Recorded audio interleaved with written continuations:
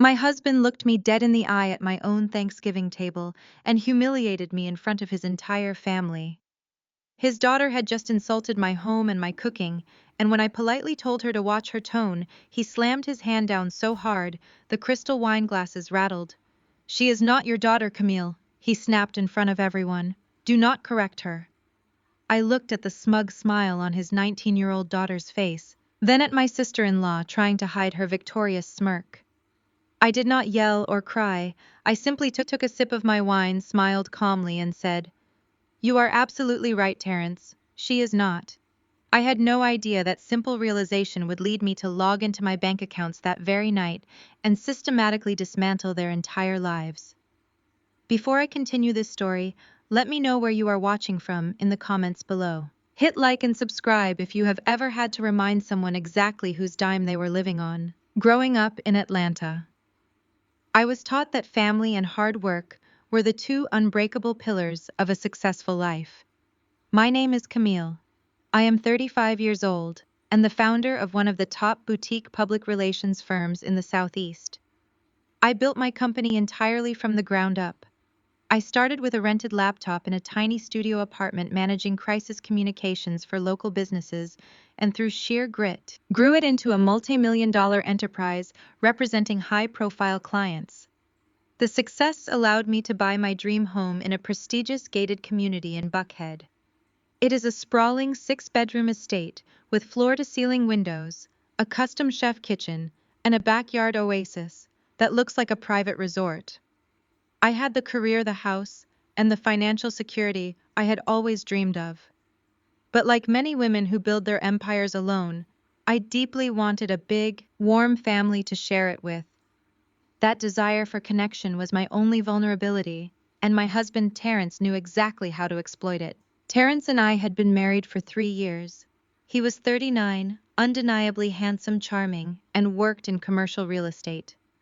However, his big commissions were always mysteriously delayed or tied up in pending deals that never seemed to close. When we first met, his charisma completely masked his deep financial insecurities. He came with a daughter from a previous relationship, Kayla, who was 16 at the time. I embraced her with open arms, ready and eager to be the supportive stepmother she needed. I also welcomed his younger brother Jamal and Jamal's wife Chloe into my life. Chloe is a white woman who married into our black family, and from day one she treated every interaction with me as a subtle competition she desperately needed to win.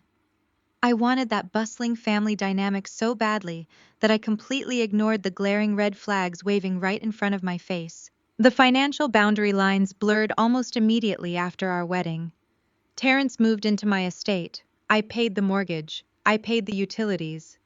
When Kayla decided she wanted to go to an expensive out-of-state university, Terrence claimed his funds were temporarily tied up in investments, so I cheerfully wrote the check. When she wanted a car to drive around campus, I leased her a brand new Mercedes-Benz. When Jamal and Chloe needed seed money for their tech startup, Terrence convinced me it was a solid investment for the family legacy. I became the bank for his entire bloodline, but I was consistently treated like a nuisance in my own home. This toxic dynamic reached its breaking point on Thanksgiving Day. I had been up since 5 in the morning, preparing a massive traditional feast. My Aunt Denise, the only person who truly had my back and saw through Terrence's facade, was beside me in the kitchen, helping me cook. She watched me basting the turkey and checking on the collard greens, her eyes narrowing as she looked toward the living room. Terrence and Jamal were lounging on my custom velvet sofa, drinking my expensive scotch and watching football. Chloe was sitting nearby, endlessly scrolling through her phone. Not a single one of them had offered to chop an onion, set the table, or wash a dish. Aunt Denise wiped her hands on a kitchen towel and shook her head sadly. "You do way too much for these people, Camille," she whispered. "They act like they are staying at an all-inclusive luxury resort, and you are the hired help." I tried to brush it off, telling her that the holidays were about giving and bringing people together, but her words planted a seed of resentment that was already beginning to sprout in my mind. The front door suddenly swung open, and Kayla finally arrived 3 hours late to dinner. She stomped into the house wearing a designer outfit I had paid for, not bothering to greet me or Aunt Denise. She threw her expensive handbag on the entryway table and walked straight into the kitchen. Without washing her hands, she lifted the lids off the pots bubbling on the stove and wrinkled her nose in exaggerated disgust. "What is all this heavy stuff?" Kayla complained loudly. Her voice carried straight into the living room so her father could hear. "I absolutely cannot eat this. I am on a strict diet and this food is practically swimming in butter and grease. It is so unhealthy." Chloe immediately jumped up from the sofa and walked into the kitchen, her eyes lighting up with that familiar passive-aggressive energy she always brought around me. "Oh, Kayla, sweetie," Chloe said, placing a comforting hand on her niece's shoulder, as if Kayla had just been traumatized by the sight of macaroni and cheese. "I completely understand how you feel. Camille's cooking is very traditional, very heavy soul food. It is charming for what it is, but it definitely lacks a certain refined touch. I brought a kale and quinoa salad that I catered from that upscale organic place downtown. We can just eat that instead. It is much more elevated." The word elevated hung in the air, a deliberate and racially coded insult, wrapped in a sickeningly sweet tone. Chloe did not work a real job. Jamal's startup was failing miserably. The expensive organic salad she had catered was bought using a credit card that Jamal paid off, using the money Terrence funneled directly from my bank accounts. I was literally funding the lifestyle of the woman insulting my background and my hospitality in my own kitchen. I took a deep breath, slowly wiping my hands on my apron to steady myself. I looked at Kayla, who was actively smirking at Chloe's defense of her bad behavior. "Kayla," I said, keeping my voice completely calm and level, "you are welcome to eat whatever you like from the table, but you will not stand in my kitchen and disrespect the food that took hours to prepare. A simple thank you to the people hosting you would be appropriate." I did not raise my voice. I did not sound angry. I simply established a basic standard of respect in my own home. But the exact moment the words left my mouth, Terrence stormed into the kitchen. He had heard the exchange from the living room and his fragile ego simply could not handle his successful wife setting a boundary with his spoiled daughter. He stepped right into my personal space, towering over me in an attempt to be physically intimidating. He slammed his heavy hand down on the marble island with a loud crack that made Aunt Denise jump backward. "She is not your daughter, Camille," Terrence barked, his voice echoing through the sudden silence of the house. "Do not correct her. You have no right to speak to her that way. You are not her mother. Do not ever discipline my child again." The entire house went dead silent. The football game played softly in the background, amplifying the tension. Jamal stood in the doorway watching the spectacle with keen interest. Chloe covered her mouth in mock shock, but her eyes danced with pure triumph. She absolutely loved seeing the successful independent black woman put in her place by her own husband. Kayla crossed her arms over her chest and glared at me, victorious and glowing with entitlement. They all waited for me to break. They expected me to cry, to yell, to turn into the angry stereotype they desperately wanted me to be. They wanted a dramatic emotional reaction that would justify their continued disrespect and paint me as the villain. Instead, I looked at Terrence's angry, contorted face. I looked at Kayla's spoiled sneer. I looked at Chloe's smug satisfaction. The desperation I had felt for the last 3 years, the deep and aching need to be accepted by this family, evaporated instantly. It was completely replaced by a cold, crystal-clear realization of my own reality. I reached for my crystal wine glass resting on the counter. I took a slow, deliberate sip of the expensive Cabernet. I lowered the glass, smiled a perfect and terrifyingly calm smile, and looked right into Terrence's eyes. "You are absolutely right, Terrence," I said. "She is not my daughter." My voice was eerily calm, entirely devoid of any emotion or hurt. I turned my back to him, picked up the silver serving spoon, and went back to stirring the gravy, as if he had just commented on the weather. The total lack of conflict confused them. Terrence puffed out his chest, victorious, but visibly unsettled by my lack of tears or argument. The rest of the dinner was agonizingly tense. Aunt Denise and I ate in relative silence at one end of the massive dining table while Terrence, Jamal, Chloe and Kayla talked loudly about their upcoming plans, their desired luxury vacations, and the expensive things they wanted to buy. They happily ate my food, drank my expensive wine, and celebrated their perceived victory over the woman funding their entire existence. They genuinely thought my silence was submission. They had absolutely no idea it was calculation. Around 10 o'clock that evening, the party finally began to wind down. Aunt Denise had left early, giving me a long, tight hug at the door and whispering that I deserved so much better than this foolishness. I had retreated to my home office on the second floor, claiming to my husband that I needed to answer a few urgent client emails before bed. I left my heavy oak office door slightly ajar. From the kitchen directly below me, the voices of my husband and his family drifted up the sweeping staircase. They were drinking more wine and they were not trying to be quiet. I stopped typing and listened. I heard Chloe's distinct high-pitched laugh. "You handled that perfectly," Chloe was saying, her voice dripping with admiration for his toxic behavior. "Camille is just so aggressive sometimes. She really needs to learn her place in this family structure. She throws her money around and thinks it gives her the right to parent your child. It is honestly classic financial abuse. She is trying to tear a black family apart with her severe control issues." Jamal chimed in, laughing loudly. "Man, she looked like a deer in headlights when you slammed that table. You put the fear of God in her tonight, bro. She did not even know what to say." "Do not worry about her," Terrence replied, his voice thick with arrogance and alcohol. "Camille is desperate. She spent her whole life working and building a company, and she has nobody. She is terrified of ending up alone in this big empty house. She will buy Kayla a new designer purse tomorrow, just to make up for the tension today. She will always pay. That is exactly what she does. She writes the checks because she knows she needs us way more than we need her. We run this house." The words hit me like a bucket of freezing ice water, instantly washing away any lingering doubt, hope, or guilt I had been harboring. They did not love me. They did not even respect me on a basic human level. I was nothing but an ATM to them, an insecure cash cow they could milk indefinitely, while actively despising me behind my back. They were using therapy buzzwords like financial abuse to justify leeching off a woman they continually disrespected. I quietly walked over to the door and pushed it until it clicked shut. I walked back to my heavy oak desk and sat down in my leather ergonomic chair. I opened my laptop and the bright glow of the screen illuminated the dark room. I logged into my primary banking portal. I opened a blank spreadsheet.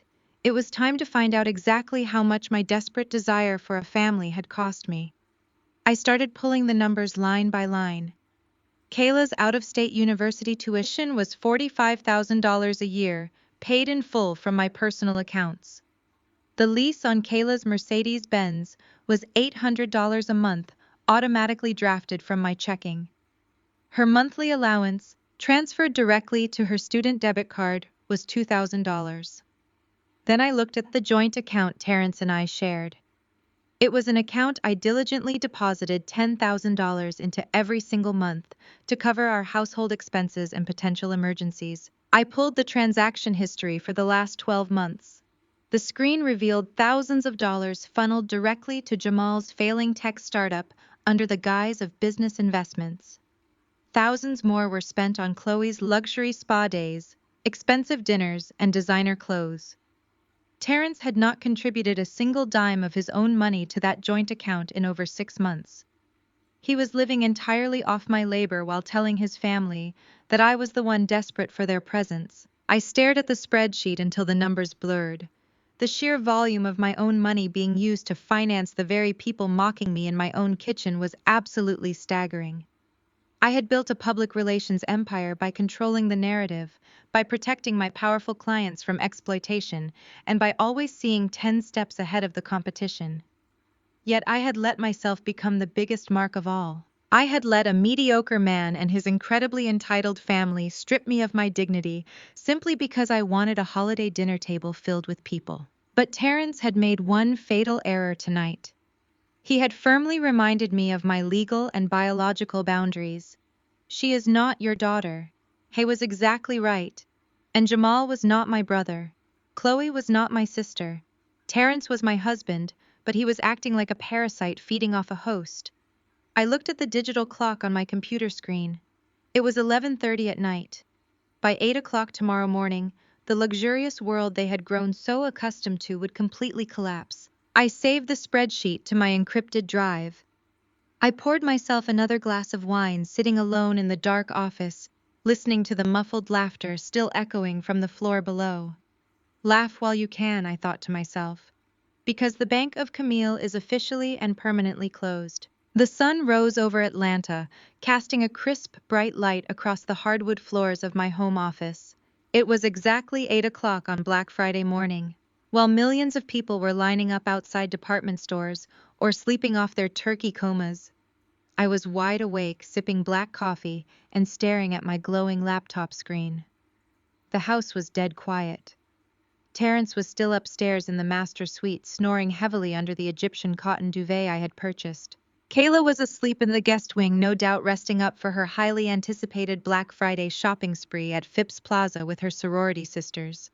They were dreaming of luxury. I was dealing in reality. I opened my primary banking portal.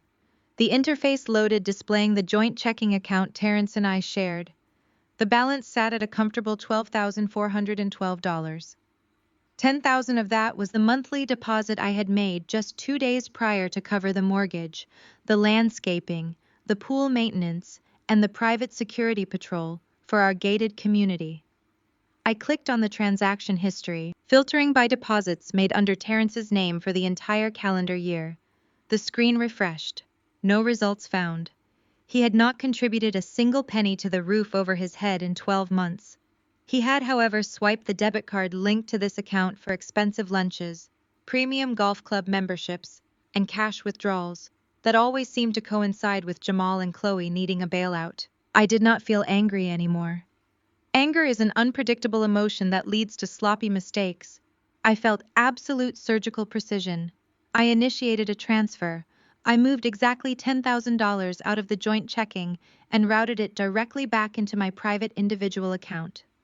The screen refreshed again. The new available balance for the joint account was $2,412. I paused, remembering the heavy, custom drapery Chloe had ordered for her living room using my card last week. I deducted the exact cost of those drapes and transferred that amount out too. The final joint balance read $412.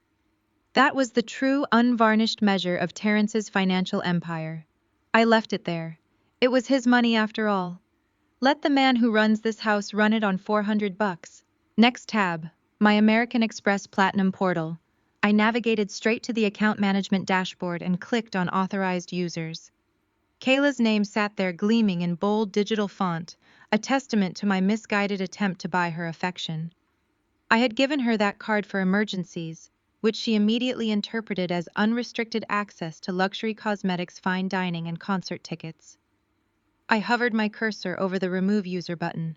I remembered her smirking face in my kitchen just 12 hours prior.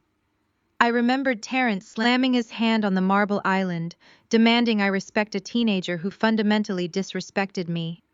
I pressed the trackpad. A prompt appeared asking if I was sure I wanted to permanently revoke access for this user.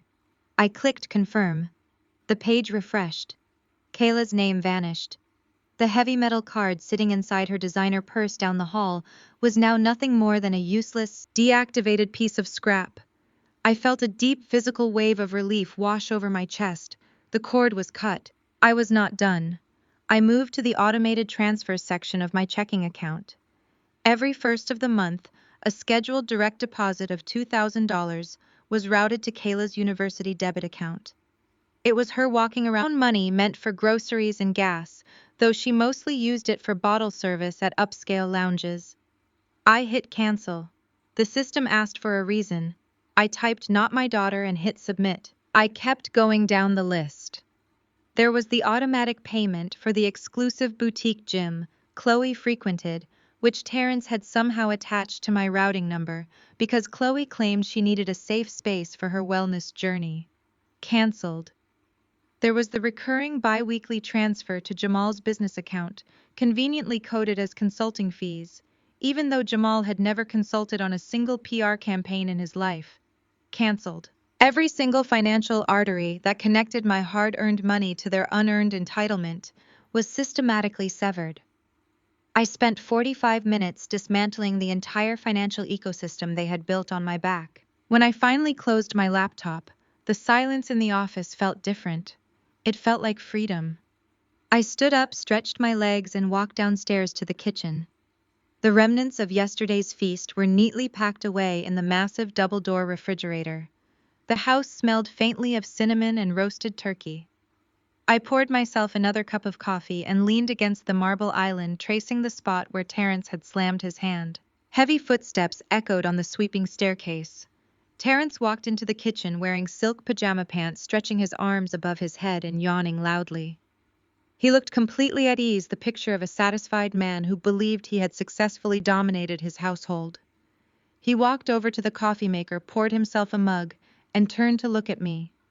He flashed his signature charismatic smile, the one that used to make my heart flutter but now just made my stomach turn. "Morning, beautiful," he said, his voice thick with sleep. "You are up early for a holiday. You usually sleep in after cooking that massive dinner." I took a slow sip of my coffee, meeting his gaze directly. "I had some administrative work to take care of," I replied, my tone perfectly pleasant and entirely unbothered. "Just doing some end-of-the-year financial housekeeping, making sure all the accounts are balanced." He chuckled, shaking his head as he leaned against the counter next to me. "Always working.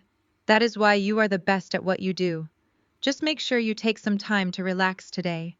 Kayla is heading out soon for her Black Friday shopping with the girls. I told her to pick up something nice for herself. She deserves a treat after all the studying she has been doing." I kept my expression completely neutral. "I am sure she will find exactly what she deserves today," I said smoothly. Terence beamed, completely misinterpreting my words as submission. He stepped closer, kissing me on the cheek, entirely oblivious to the fact that the lavish world he was standing in was no longer his to claim. He walked back upstairs to shower, whistling a cheerful tune. I stayed in the kitchen, holding my warm coffee mug, waiting for the sun to fully rise. The bank was closed, the accounts were locked, and the trap was perfectly set. Now, all I had to do was wait for them to try and swipe the cards. I rinsed my coffee mug in the stainless steel sink, dried my hands on a fresh linen towel, and walked right back up the sweeping staircase. My work for the morning was not entirely finished. Canceling the daily spending limits and the luxury allowances was highly satisfying, but those were just the surface-level privileges. If I was going to teach Terence a lesson about the true cost of his disrespect, I needed to dismantle the heavy machinery of their lifestyle. I needed to cut the main power lines. I sat back down in my leather ergonomic chair and woke my laptop from sleep mode. The screen cast a cool glow across the polished oak desk. I opened a new browser window and typed in the web address for the out-of-state university Kayla attended. I navigated to the parent financial portal. My login credentials autofilled. I had set up this account 2 years ago, when Terence sat in this very office looking sheepish and claiming his commission checks were delayed, begging me to cover Kayla's freshman year so she would not lose her spot. I had paid it without a second thought, because that is what a supportive partner does. The dashboard loaded. There it was, sitting under the upcoming spring semester billing tab. A scheduled payment of $22,500 for tuition, plus an additional $6,000 for her premium campus housing and premium meal plan. Kayla did not just want to go to college. She wanted the absolute top-tier sorority experience, complete with organic dining options and a suite-style dorm room. I clicked on the scheduled payment. A drop-down menu appeared with several options: modify payment, change funding source, cancel payment. I hovered my cursor over the last option. I thought about the conversation I had recorded last night. Terence boasting that I was terrified of ending up alone. Chloe analyzing my severe control issues while drinking my expensive wine. They truly believed my generosity was a symptom of desperation. They mistook my kindness for weakness. I clicked cancel payment. The portal prompted me with a warning message. "Are you sure you want to cancel this transaction? Failure to submit funds by December 1st will result in the student being dropped from all registered spring courses and an immediate hold placed on campus housing." I smiled. I typed my digital signature into the confirmation box and hit submit.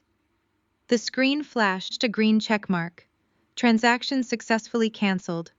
The funds were instantly released from the pending hold, routing straight back into my private business account. Just like that, Kayla was no longer a registered student for the upcoming semester. Her premium housing was no longer secured. If Terrence wanted his daughter to receive a higher education, he could march down to the financial aid office and figure out how to fill out a student loan application like a real parent. I glanced at the clock on the corner of my screen. It was 9:15 in the morning. The luxury car dealerships in Buckhead were definitely open for their aggressive Black Friday sales events. I opened my encrypted filing system and pulled up the lease agreement for the pristine white Mercedes-Benz C-Class sitting in the driveway of Kayla's sorority house. I had leased it under my name and my impeccable credit score because Terrence's credit profile was a disaster zone of unpaid medical bills and defaulted credit cards. I found the direct line for the dealership's elite financing department. I picked up my cell phone and dialed the number. A polite, overly enthusiastic voice answered on the second ring. "Good morning, thank you for calling the finance department. How can I help you get into your dream car today?" "Good morning," I said, keeping my voice crisp and entirely professional. "My name is Camille. I am calling regarding an active lease under my name. I need to initiate a voluntary early termination and immediate repossession of the vehicle." There was a slight pause on the other end of the line. The enthusiasm dropped a register replaced by professional caution. "I can certainly assist you with that. Let me pull up your account. Could I get the account number or the vehicle identification number?" I read the numbers off the digital document on my screen. I heard the rapid clicking of a keyboard. "All right, I see the account here," the finance agent said.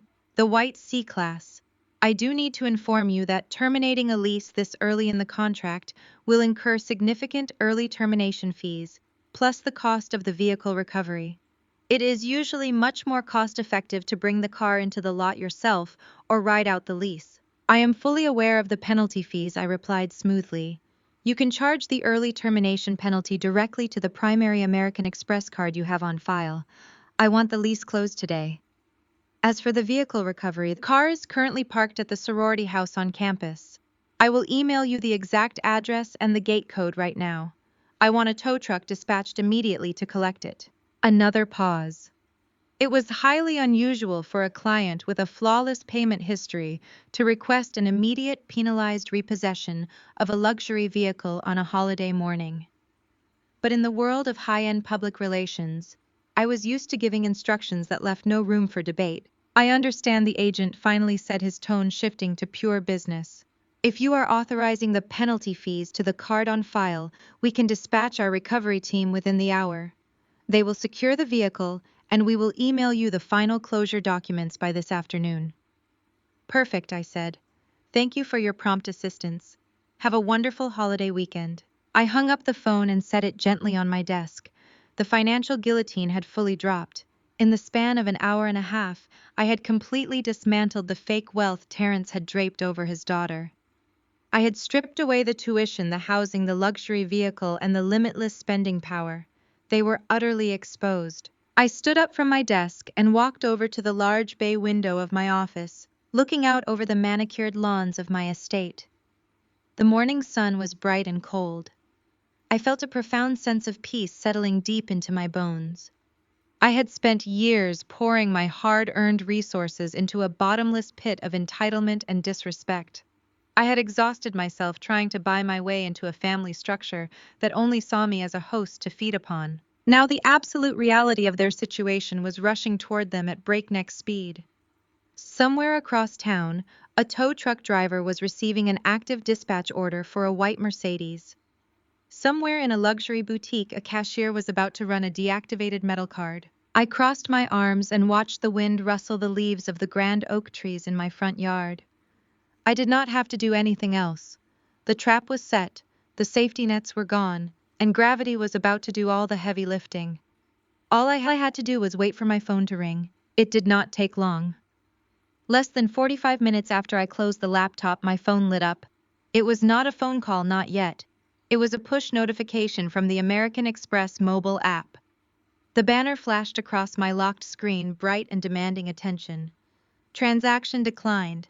A charge for $1,585 had just been blocked at a high-end designer boutique inside Phipps Plaza. I leaned back in my leather chair, interlacing my fingers and resting them in my lap. I closed my eyes and pictured the scene unfolding miles away. I knew Kayla's routine like the back of my hand. She had definitely walked into that boutique flanked by at least 3 of her sorority sisters, broadcasting the kind of loud, unearned confidence that only comes from spending someone else's money. I could visualize her browsing the glass display cases, dismissing the entry-level accessories, and pointing a manicured finger at a flagship handbag. She would have draped it over her shoulders, spinning in front of the full-length mirror, soaking up the envious validation from her friends, while bragging about how she barely had to ask her dad for it. Then would come the march to the register. She would have tossed that heavy metal platinum card onto the marble counter with practiced carelessness, treating the cashier with the same subtle dismissive attitude she used in my kitchen. The cashier would insert the chip, the terminal would process, and then the tiny flashing red light of rejection. I smiled at the thought of the cashier politely pushing the card back across the counter, maintaining a tight customer service smile and murmuring that there seemed to be a problem with the account. Kayla would have rolled her eyes, annoyed by the inconvenience, boldly declaring that the machine was clearly broken. She would demand they swipe it again. The cashier would comply. The machine would beep its rejection a second time. The sorority sisters standing behind her would suddenly get very quiet, exchanging those quick knowing glances that destroy social hierarchies in an instant. The crushing weight of public humiliation would drop right onto her shoulders. My phone vibrated violently against the oak desk, pulling me from my very pleasant imagination. The screen displayed an incoming call. The caller ID read Kayla. I did not reach for it. I sat perfectly still in the quiet of my office and watched the screen flash until it went dark. A moment later, a voicemail notification popped up. I tapped the screen and pressed play on the speakerphone. Camille, you need to call the bank right now! Kayla's voice shrieked through the tiny speaker. Her tone was a chaotic mix of intense panic and furious entitlement. I am standing at the register and the card is declining. It is making me look like an absolute idiot in front of everyone. Fix this immediately and call me back. I deleted the message. I did not text her back. I did not call the bank. I simply waited. Less than a minute later, the heavy silence of the house was shattered by the sharp generic ringtone of Terrence's cell phone echoing from the master bedroom upstairs. I stood up from my desk, walked silently to my office door and pulled it open just a fraction of an inch to listen. Terrence answered his phone. His deep booming voice carried easily down the hallway. He sounded groggy, but quickly shifted into his signature posture of unwarranted authority. Calm down, Kayla. What are you talking about? Terrence demanded. He paused, listening to her frantic explanation. The card declined. That is impossible. Camille probably just triggered a fraud alert because you are spending so much so early in the morning. Do not panic. Daddy has it handled. Put the cashier on the phone. I will just read them my debit card number and we will sort out Camille's accounts later. I walked back to my desk and refreshed my banking portal. The joint account was still open on my screen. I watched the available balance sitting pitifully at $412. I waited for the digital impact. Upstairs, Terrence was speaking loudly, clearly performing for his daughter and her friends on the other end of the line. Yes, hi there, he said, his tone oozing with fake charm. Sorry about the inconvenience. My wife's corporate card must have a holiday security hold. I am going to give you my personal checking numbers to run the transaction manually. Are you ready? I heard him rattle off the 16 digits of the joint debit card. He recited the expiration date and the security code with total confidence. I was fully expecting the deep pockets of his successful wife to back up his arrogant display of wealth. He stopped talking. I counted the seconds in my head. 1, 2, 3. On my laptop screen, a new red banner materialized across the banking portal dashboard. Attempted transaction declined. Insufficient funds. Amount requested $1,585. Upstairs, the booming confidence in Terrence's voice evaporated in an instant. What do you mean it declined? He stammered, the smooth charm entirely gone. Run it again. There is plenty of money in that account. Just type the numbers in carefully this time. He waited again. The silence that fell over the second floor of my house was absolute. It was the heavy, suffocating silence of a man discovering that the illusion he had built his entire identity upon had just vanished into thin air. He pulled the phone away from his face. I could hear the faint, muffled sound of his thumbs frantically tapping against his screen. He was opening his mobile banking app. He was looking at the $412. Terrence let out a sharp, breathless curse. The panic was instantaneous. He brought the phone back to his ear, his voice dropping to a frantic, harsh whisper. Kayla, listen to me. I need you to step away from the register. Tell them you are going to call your bank. I could hear the tinny, high-pitched sound of Kayla screaming through the phone's receiver, even from down the hall. She was not stepping away. She was trapped in front of her friends holding up the line, demanding her father fix the situation he had promised to handle. Okay, hold on. Terrence barked, his voice cracking with desperation. Try my personal credit card. Write this down. He rattled off a third set of numbers. I smiled, taking a sip of my now lukewarm coffee. I knew exactly which card he was trying to use. It was a high-interest credit card he kept for his own personal expenses. I also knew that card was completely maxed out because he had used it 2 weeks ago to buy Jamal a set of custom golf clubs and to pay for Chloe's expensive organic catering, relying on the fact that he could just pay the minimum balance using my money at the end of the month. Another excruciating 30 seconds passed. I did not even need a notification to know the outcome. No, that cannot be right. Terrence pleaded into the phone. Listen to me, ask them if they can put the bag on hold until Monday. Just tell them you will come back. Kayla, stop crying. Do not raise your voice at me. I said I will fix it. Just leave the store. The call disconnected. Terrence slammed his phone down on the nightstand so hard it echoed through the floorboards. He was breathing heavily. The fake wealth, the unearned arrogance, the profound disrespect they had all reveled in less than 12 hours ago had collapsed spectacularly at the checkout counter of a luxury boutique. He did not have the funds to buy a simple handbag. He did not have the funds to save his daughter from public embarrassment. He did not have the funds to maintain his own self-worth. I had completely pulled the rug out from underneath them, and they were currently in free fall. Heavy, aggressive footsteps began to pound across the floor of the master bedroom. He was marching toward the door. He was coming for me. I calmly closed out of my banking portals, minimized my browser windows, and folded my hands neatly on my desk. I was ready. The heavy oak door to my office flew open, hitting the wall, stop with a loud thud. Terrence stood in the doorway, his chest heaving under his silk pajama shirt. The arrogant strut was gone. He looked frantic, his eyes darting around the room as if searching for a physical threat, instead of just me sitting quietly at my desk. He held up his phone, his hand trembling slightly. Camille, what is going on with the bank? Kayla is stranded at Phipps Plaza. My card just declined. Your card just declined. Did someone steal our identity? You need to call American Express fraud department right now and clear this up. She is making a scene and her friends are recording her. I did not reach for my phone. I did not blink. I picked up my silver pen and tapped it once against the mahogany desk. No one stole our identity, Terrence, I said, keeping my voice at a conversational volume. There is no fraud alert. The cards are declining because I removed the funds. He stared at me, his brain struggling to process the sentence. What do you mean you removed the funds? Move them back. My daughter is crying in the middle of a designer store. She needs to pay for her things and leave. You are embarrassing her. I am not doing anything to her, I replied smoothly. I simply deactivated an authorized user from my personal credit account.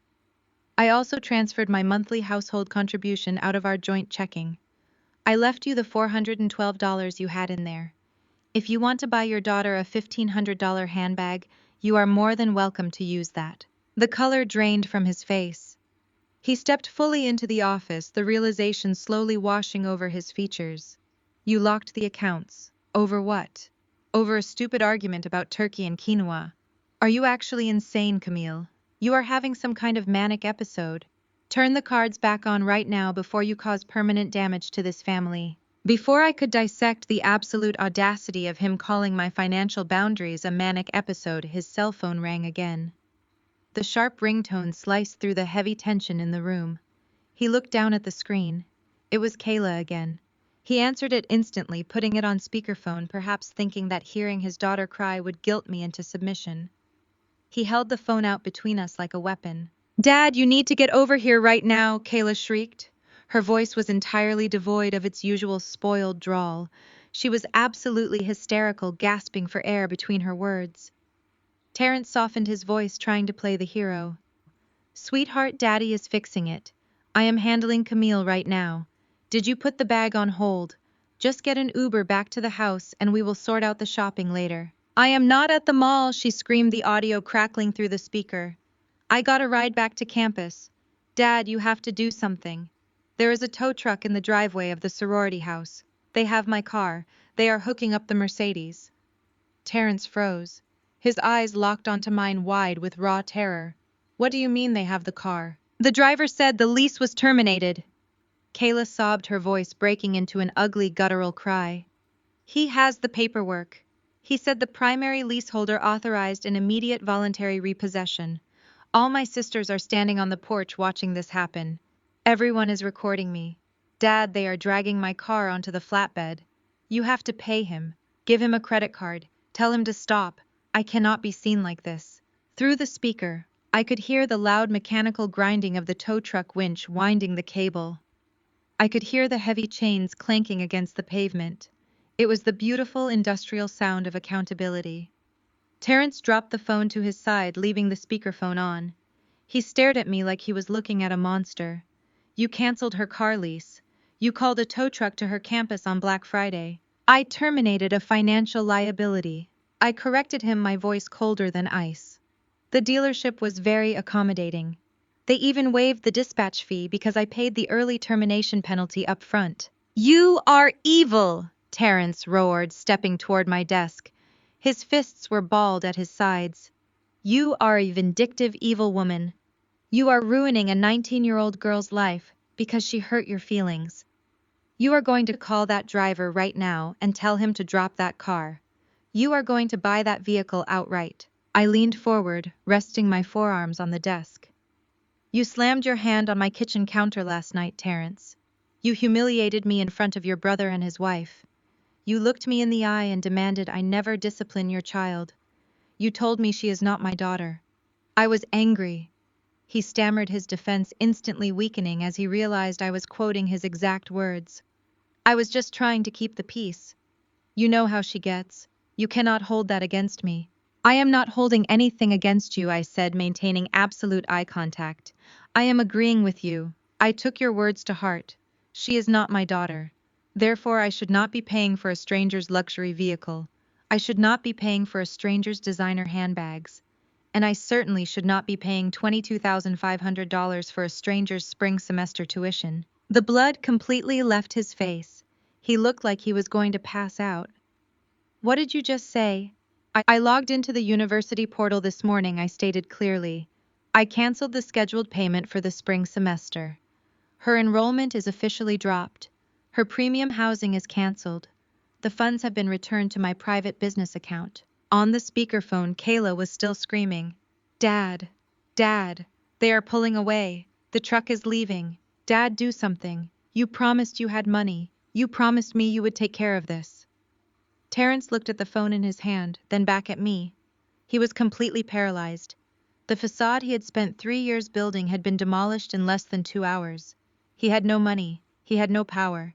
He had nothing but the silk pajamas I bought him. Fix this, he whispered, his voice cracking. Please, Camille. This is her college education. This is her reputation. You cannot do this to her. I will apologize. I will make her apologize. Just log back in and pay the school. I stood up from my desk. I smoothed down the front of my tailored trousers. I looked at the man who had called me desperate and pathetic behind my back just hours earlier. I am not doing anything else, I said, delivering the final blow with absolute unwavering certainty. She is not my daughter. I should not be paying for a stranger's car and tuition. You are her father. You handle it. I walked around the desk, stepped past his frozen body, and walked out of my office. I did not look back as I headed down the stairs, leaving him alone in the room with the sound of his daughter weeping uncontrollably through the speakerphone. The Bank of Camille was permanently closed, and the collection agencies were just getting started. The sanctuary of my public relations firm was located on the 20th floor of a sleek glass high-rise in Midtown Atlanta. Walking through the double glass doors bearing my company logo was usually the highlight of my morning. My office operated like a well-oiled machine. The reception area smelled of fresh eucalyptus and expensive espresso. My staff of 20 brilliant driven professionals moved with purpose, managing the reputations of politicians, corporate executives, and high-profile entertainers. I had built this space to be impenetrable. It was a fortress of excellence where incompetence was simply not tolerated. I arrived at the office shortly after 10 o'clock, wearing a tailored charcoal suit and a fresh coat of lipstick. My executive assistant, a fiercely protective young woman named Sasha, handed me my schedule for the day, along with a double-shot latte. She took one look at my perfectly calm demeanor and had absolutely no idea that I had just financially obliterated my husband and his entitled daughter before breakfast. I settled into my corner office, enjoying the panoramic view of the Atlanta skyline. I checked my emails, reviewed a press release for a major client, and enjoyed the beautiful, uninterrupted silence. That silence was violently shattered just before noon. The heavy glass doors of my agency swung open so hard they slammed against the security stops. The loud, chaotic disruption sent an immediate ripple of tension across the entire open-concept floor plan. I looked up through the seamless glass walls of my private office. Terrence and Chloe were marching past the reception desk. Sasha immediately stood up, her hand hovering over the security button on her console, politely but firmly asking them to stop. Terrence completely ignored her, shoving his way down the central corridor of my firm. He had changed out of his silk pajamas and thrown on a bespoke navy blazer I had bought him for his birthday. Beside him marched Chloe, wearing $300 designer athleisure and clutching an organic green juice like it was a shield. Her face was twisted into a mask of righteous indignation. They were a walking public relations disaster, and they were bringing their circus right to my doorstep. Terrence yanked open my office door without knocking. Chloe pushed past him, marching directly up to my desk. My entire staff had gone completely still. Dozens of eyes were locked onto my glass office. Senior account managers, junior publicists, and digital strategists were all watching this spectacle unfold in real time. I did not stand up. I did not raise my voice. I took a slow sip of my latte and looked at the two of them with the detached curiosity of a scientist studying a mildly interesting insect. "We need to have a serious conversation, Camille," Chloe announced, her voice pitched loud enough to ensure it carried through the open door and into the bullpen. Her tone was dripping with that specific brand of condescension she reserved exclusively for me. "You have completely crossed the line. You are having a toxic narcissistic reaction, and we are here to stage an intervention before you do permanent damage to this family." I stared at her. Terrence, a 39-year-old man who claimed to be the head of my household, had actually brought his brother's wife to my place of business to fight his battles. He stood slightly behind her, looking indignant and furious, but entirely willing to let Chloe do the talking. It was the most pathetic display of masculinity I had ever witnessed. "What you did this morning is the textbook definition of financial abuse." Chloe continued pacing in front of my desk and gesturing wildly with her free hand. She was weaponizing therapy speak with alarming speed, stringing together buzzwords she had likely heard on a podcast. "You are using your capital to enact systemic trauma on Terrence and his daughter. You canceled a young girl's college tuition.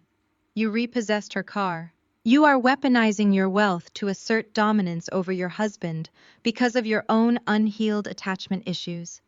It is completely unhinged behavior, Camille." I leaned back in my ergonomic chair. I pressed my fingertips together, forming a steepled bridge. I let her keep talking. "In my line of work, the greatest mistake you can make during a crisis is interrupting an opponent who is actively destroying their own credibility. You have severe control issues," Chloe lectured, her voice echoing off the glass walls. "You use money to manipulate people because you lack emotional intelligence. Terrence is a proud black man, and you are intentionally trying to tear a black family apart just because you felt slighted over a turkey dinner. It is toxic, it is abusive, and as a family we are absolutely not going to stand for it anymore." The sheer unadulterated audacity of the moment hung in the air. A white woman entirely funded by the stolen labor of my business was standing in the center of the black-owned public relations firm I had built from the ground up. She was looking me in the eye and accusing me of tearing a black family apart because I refused to continue acting as their personal ATM. She was using the language of systemic oppression to defend her right to my bank account. It was a masterclass in aggressive, unchecked entitlement. Terrence finally found his courage emboldened by Chloe's ridiculous monologue. He stepped up to the edge of my desk, pointing a finger directly at my face.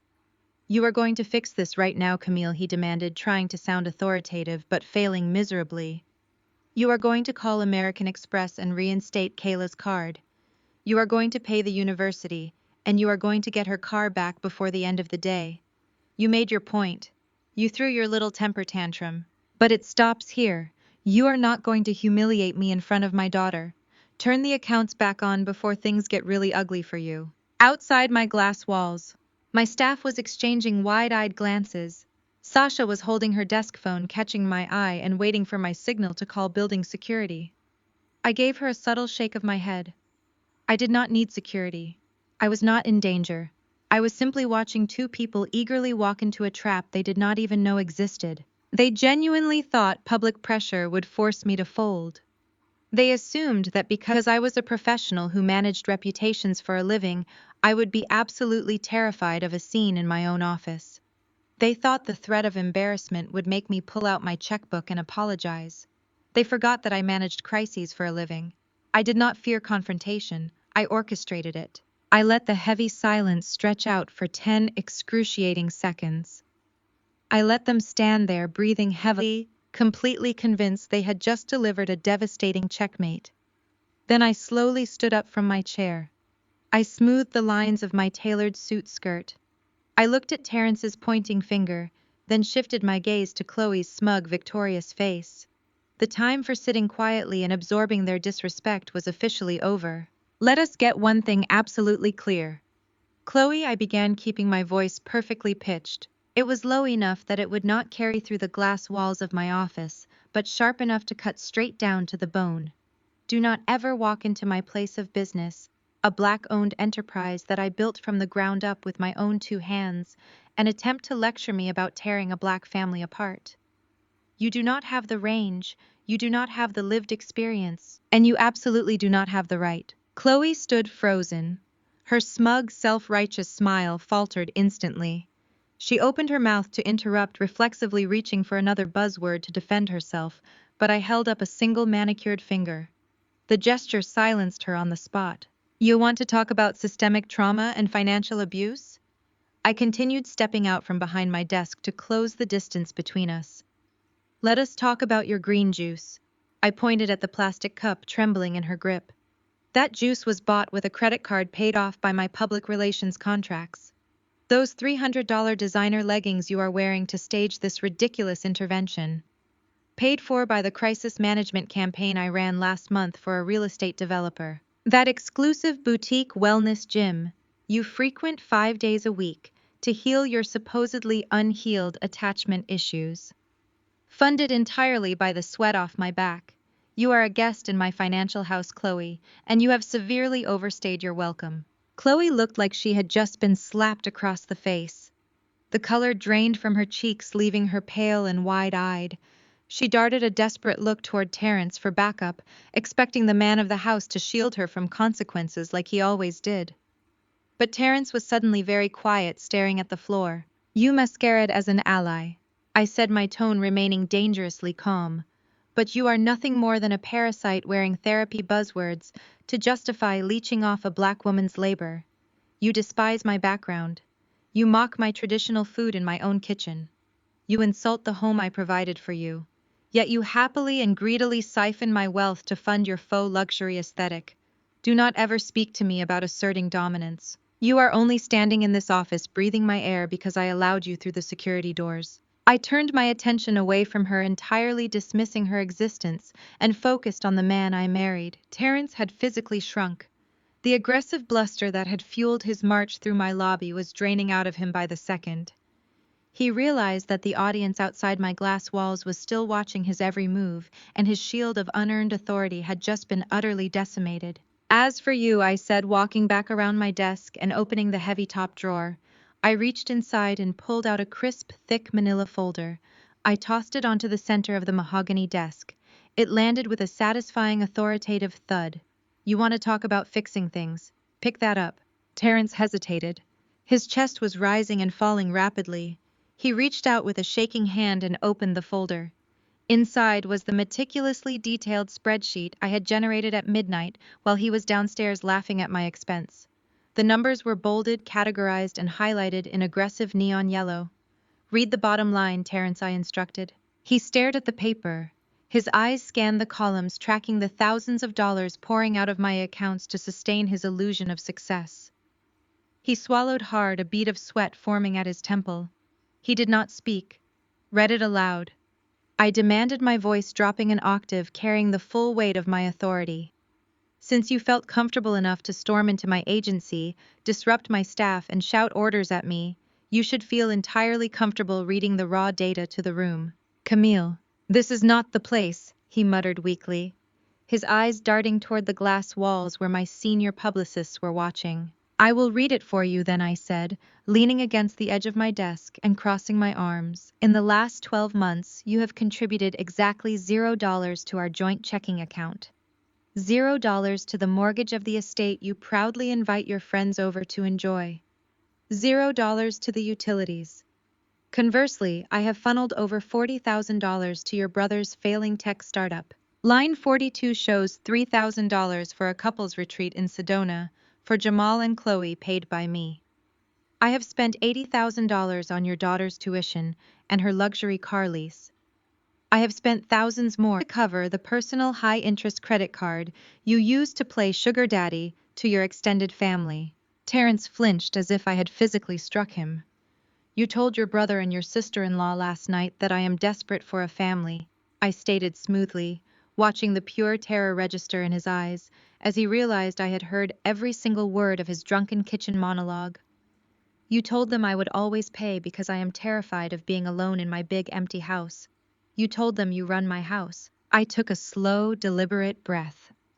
"I am not desperate, Terrence. I was generous. There is a massive fundamental difference between the two, and you just learned the brutal cost of confusing them. You thought you ran the house because I allowed you to play pretend. But the spreadsheet in your hand proves you do not even run your own life. You are a dependent. You are a financial dependent who forgot to respect the person signing the checks that keep you afloat." Chloe was trembling uncontrollably now. Her self-righteous indignation had been completely obliterated by the harsh mathematical reality of their uselessness. "I am not turning the cards back on," I stated, delivering the final unbreakable verdict. "I am not paying for the spring semester. I am not retrieving the Mercedes from the impound lot. I am not funding Jamal's business account. You are a grown man. You handle it. Now both of you are going to turn around, walk out of my glass doors, and leave my building before I have security physically remove you in front of my entire staff." Terrence opened his mouth, a desperate, frantic plea forming on his lips. His pride had vanished, replaced by the crushing realization of his impending poverty. "Camille, please, you cannot just leave us hanging like this. Kayla is crying on campus. Jamal needs that next investment round by Friday or he loses his servers. I will pay you back. I promise I will get a better commission split next month." "Leave," I commanded. My voice was a whip crack in the quiet office. "You have 30 seconds before I press the panic button under this desk. And I promise you, the public relations spin on my husband being escorted out by armed guards will not favor you or your commercial real estate career." Terrence looked at the spreadsheet one last time, the irrefutable evidence of his failure staring back at him. He closed the folder. His shoulders slumped in total defeat. He turned around, not bothering to look at Chloe, and marched toward the exit like a broken, humiliated man. Chloe scurried after him, her athletic shoes squeaking against the polished floors, her head down as she avoided eye contact with my reception desk. I stood at my desk and watched them leave the suite. My staff immediately returned to their computers, typing furiously and answering phones, recognizing that the show was over and the queen had effortlessly retained her throne. Sasha caught my eye through the glass and gave me a single respectful nod. I nodded back. I walked around my desk, sat back down in my leather chair and picked up my phone. It was finally time to call my lawyer. I dialed the direct line for my attorney. The phone rang twice before his paralegal answered, and within 60 seconds, I had a priority meeting booked for the following morning. I spent the rest of the afternoon operating at peak efficiency. I approved pitch decks, finalized a crisis management strategy for a high-profile client, and kept my entire team focused. Not a single person in that office dared to mention the spectacle they had witnessed earlier. They knew better. I left the glass high-rise at 6 o'clock sharp, stepping into the crisp Atlanta evening air. The drive back to my estate in Buckhead was incredibly peaceful. The usual gridlock traffic on Peachtree Road did not even bother me. I listened to a jazz playlist, my hands relaxed on the leather steering wheel of my SUV. I felt a profound sense of clarity. The toxic fog of unappreciated generosity that had clouded my judgment for 3 years was completely gone. When I pulled through the wrought iron gates of my community and glided up my sprawling driveway, I noticed Terrence's car was parked haphazardly near the garage. The house was mostly dark, save for the bright, harsh lights blazing from the formal living room. I unlocked the front door and stepped into the grand foyer. The air inside the house felt heavy, charged with a frantic, hostile energy. Terrence was waiting for me. I was pacing back and forth across the custom Persian rug, a glass of my expensive bourbon clutched tightly in his hand.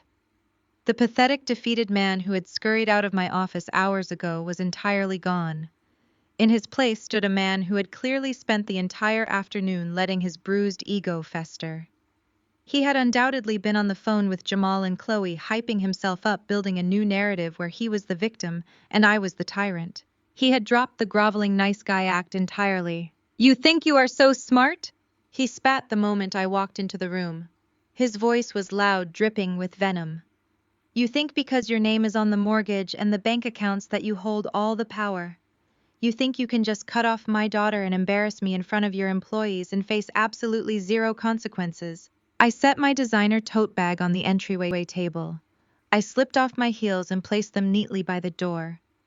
I did not rush. I walked slowly into the living room, maintaining a perfectly calm, neutral expression.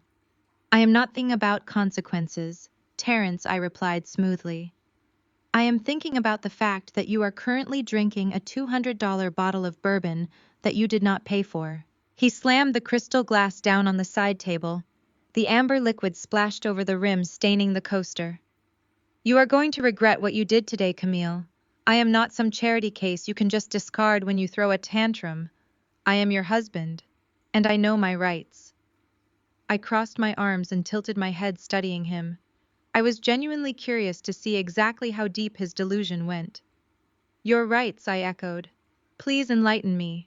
"If you do not log into those accounts right now, restore Kayla's tuition, and get her car out of the impound lot, I am filing for divorce first thing tomorrow morning," he threatened, puffing out his chest and stepping toward me to use his physical size as intimidation. "And if we get a divorce, you are going to lose a hell of a lot more than 22 grand for a college semester." I did not flinch. I did not take a single step backward. I looked up at him, my face entirely blank. "You think you are self-made?" Terrence sneered, his upper lip curling into an ugly expression. "You think you built that public relations firm all by yourself. But we have been married for 3 years, 3 of your most profitable years. Do you know what the law says about assets acquired during a marriage, Camille? It says we are equal partners. It says I am entitled to half." I took another step closer, his voice rising, trying desperately to instill the fear he thought I should be feeling. "I will take half of this house. I will take half of your investment portfolios. I will take half of your precious boutique PR firm. I was your emotional support. I provided the stable home environment that allowed you to thrive and secure those massive contracts.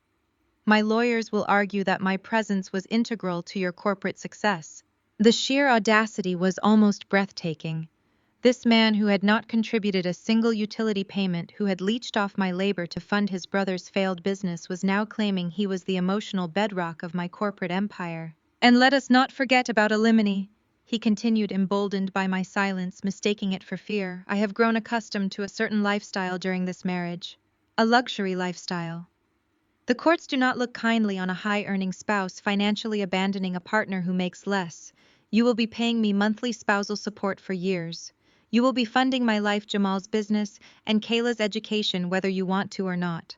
A judge will force you to write the checks. So you can either turn the cards back on right now and apologize for disrespecting me, or I will drag you through a brutal public divorce that will bleed you dry." He stood there, chest heaving, looking down at me with a triumphant glare. He truly believed he had me cornered. He believed that the threat of public embarrassment and financial ruin would force the strong, successful black woman back into submission.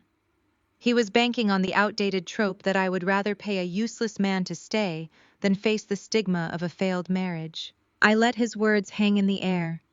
I let the silence stretch out, allowing him to marinate in his own arrogant ultimatum. I looked at the splashed bourbon on my side table. I looked at his expensive tailored blazer paid for by my credit card.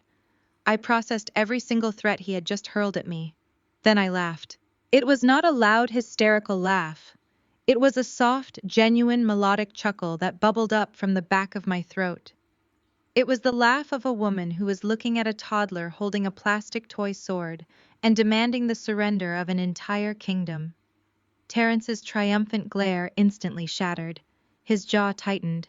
"What is so funny?" he demanded, his voice cracking slightly.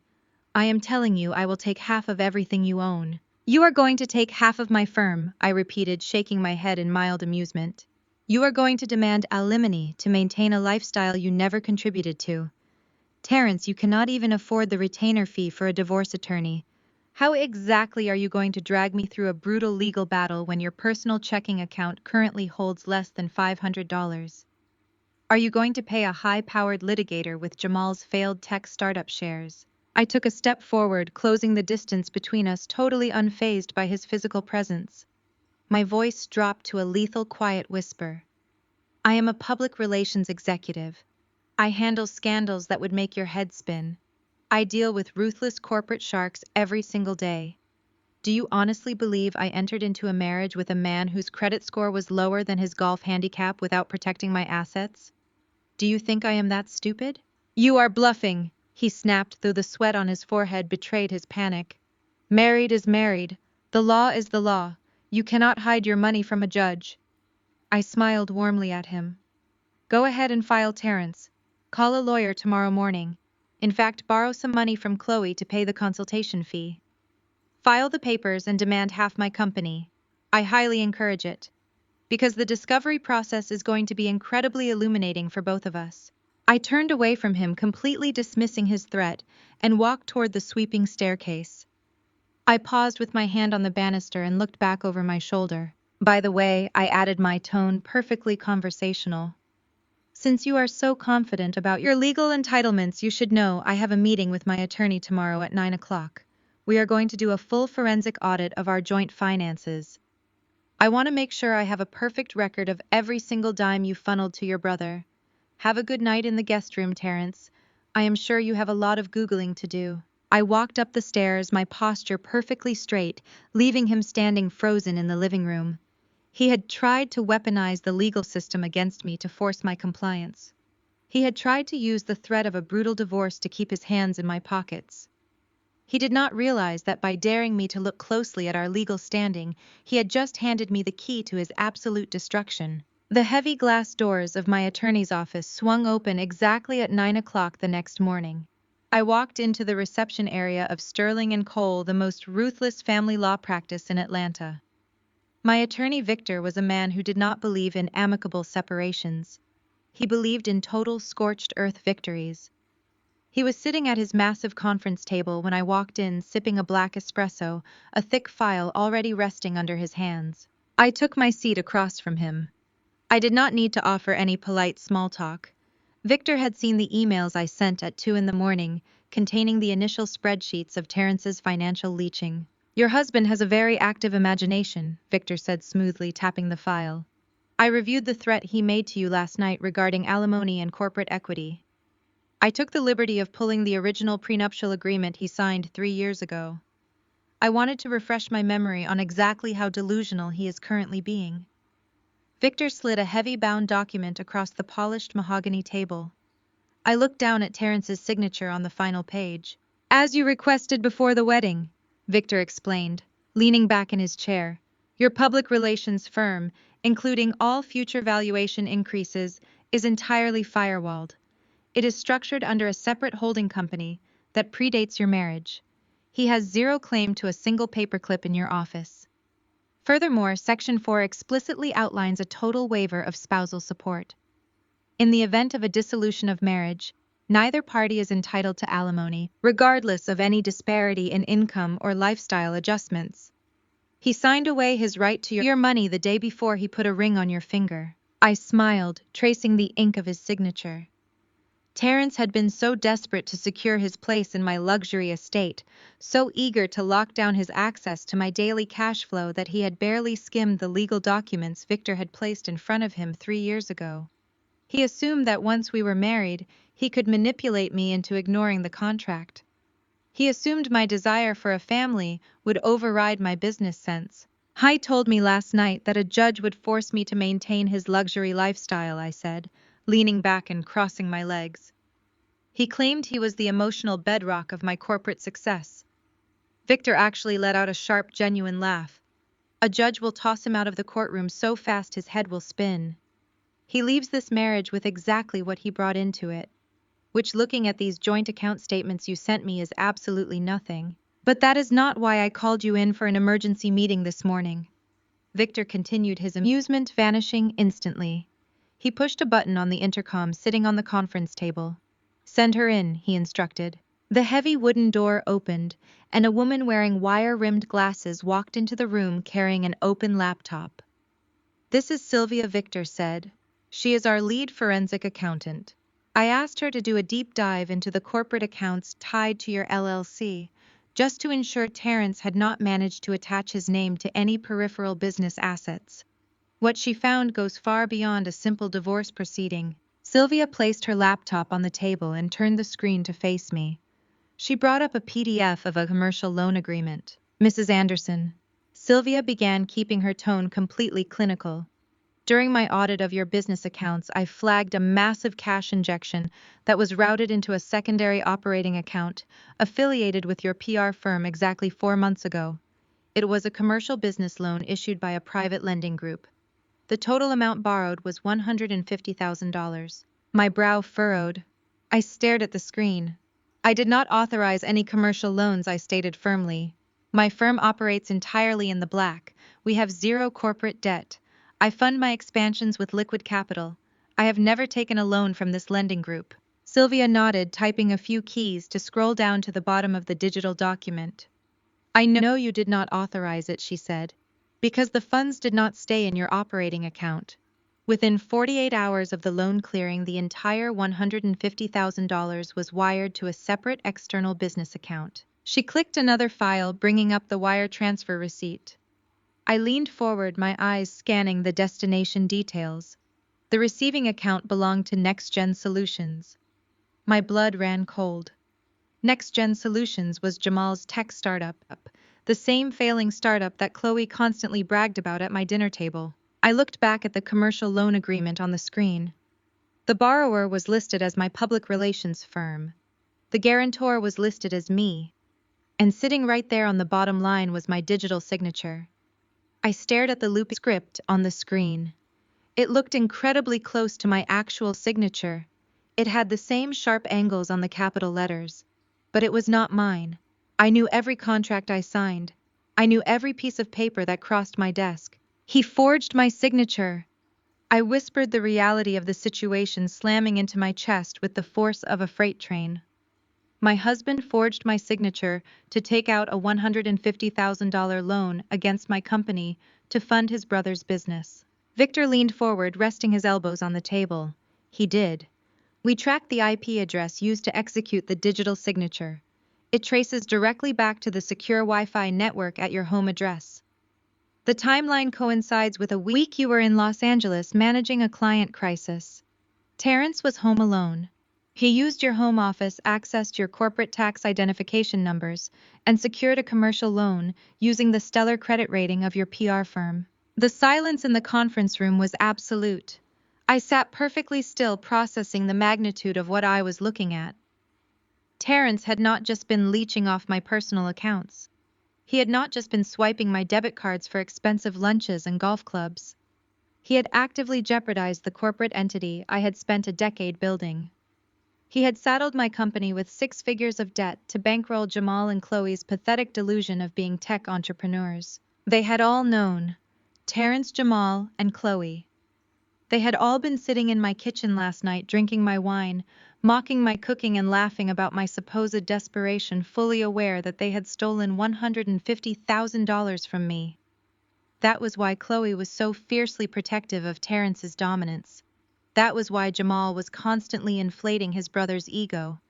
Terrence was their golden goose, and he was using my stolen identity to lay the eggs. Camille, Victor said quietly, cutting through my racing thoughts. You understand what this means, do you not? This is no longer just a high net worth divorce case. This is identity theft. This is felony wire fraud. I kept my eyes locked on the forged signature on the screen. The petty satisfaction I had felt yesterday when I canceled Kayla's Mercedes lease and revoked her tuition completely evaporated. That was child's play. That was just cutting off their allowance. What I was looking at right now was prison time. If we bring this to the authorities, Victor cautioned, his eyes sharp and calculating, your husband will be facing federal indictment. The lending group will press charges for the fraudulent application, and the district attorney will aggressively prosecute the wire fraud, especially given the amount of money involved. He will be looking at significant time behind bars. Jamal could also be implicated as an accessory if we can prove he knew the funds were obtained illegally. Victor sat back, waiting for my reaction. He was giving me the out. He was offering me the chance to quietly absorb the debt-divorced Terrence and walk away to protect my peace. He had seen powerful women shrink away from public scandals before. He thought I might want to sweep this under the rug to save myself the embarrassment of admitting my husband was a con artist. He clearly did not know me well enough. I looked up from the laptop screen. I met Victor's gaze with a cold, terrifying clarity. The anger I had kept locked away since Thanksgiving dinner finally crystallized into pure, unadulterated resolve.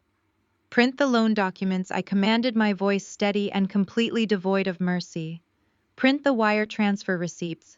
Print the IP address logs. Put them all in a hard copy file for me to take today. Victor raised an eyebrow. You want to go to the police immediately? Not immediately, I replied, a slow, dangerous smile spreading across my face. Terrence and Chloe are hosting a massive charity gala this coming Saturday. They invited all of my top-tier business contacts, my investors, and the city's elite. Terrence told me last week he planned to use the event to solicit legitimate venture capital for Jamal's startup. He is planning a huge presentation. I stood up from the conference table and picked up my designer handbag. I am going to let him give his presentation, I said, smoothing down the front of my jacket. I am going to let him stand on that stage in front of the entire city and pitch his brother's business. And then I am going to walk up to the microphone and hand him his felony indictment. Victor actually smirked. He closed the file on his desk. I will have the documents printed and bound in 5 minutes, Camille. I walked out of the conference room and into the bustling reception area.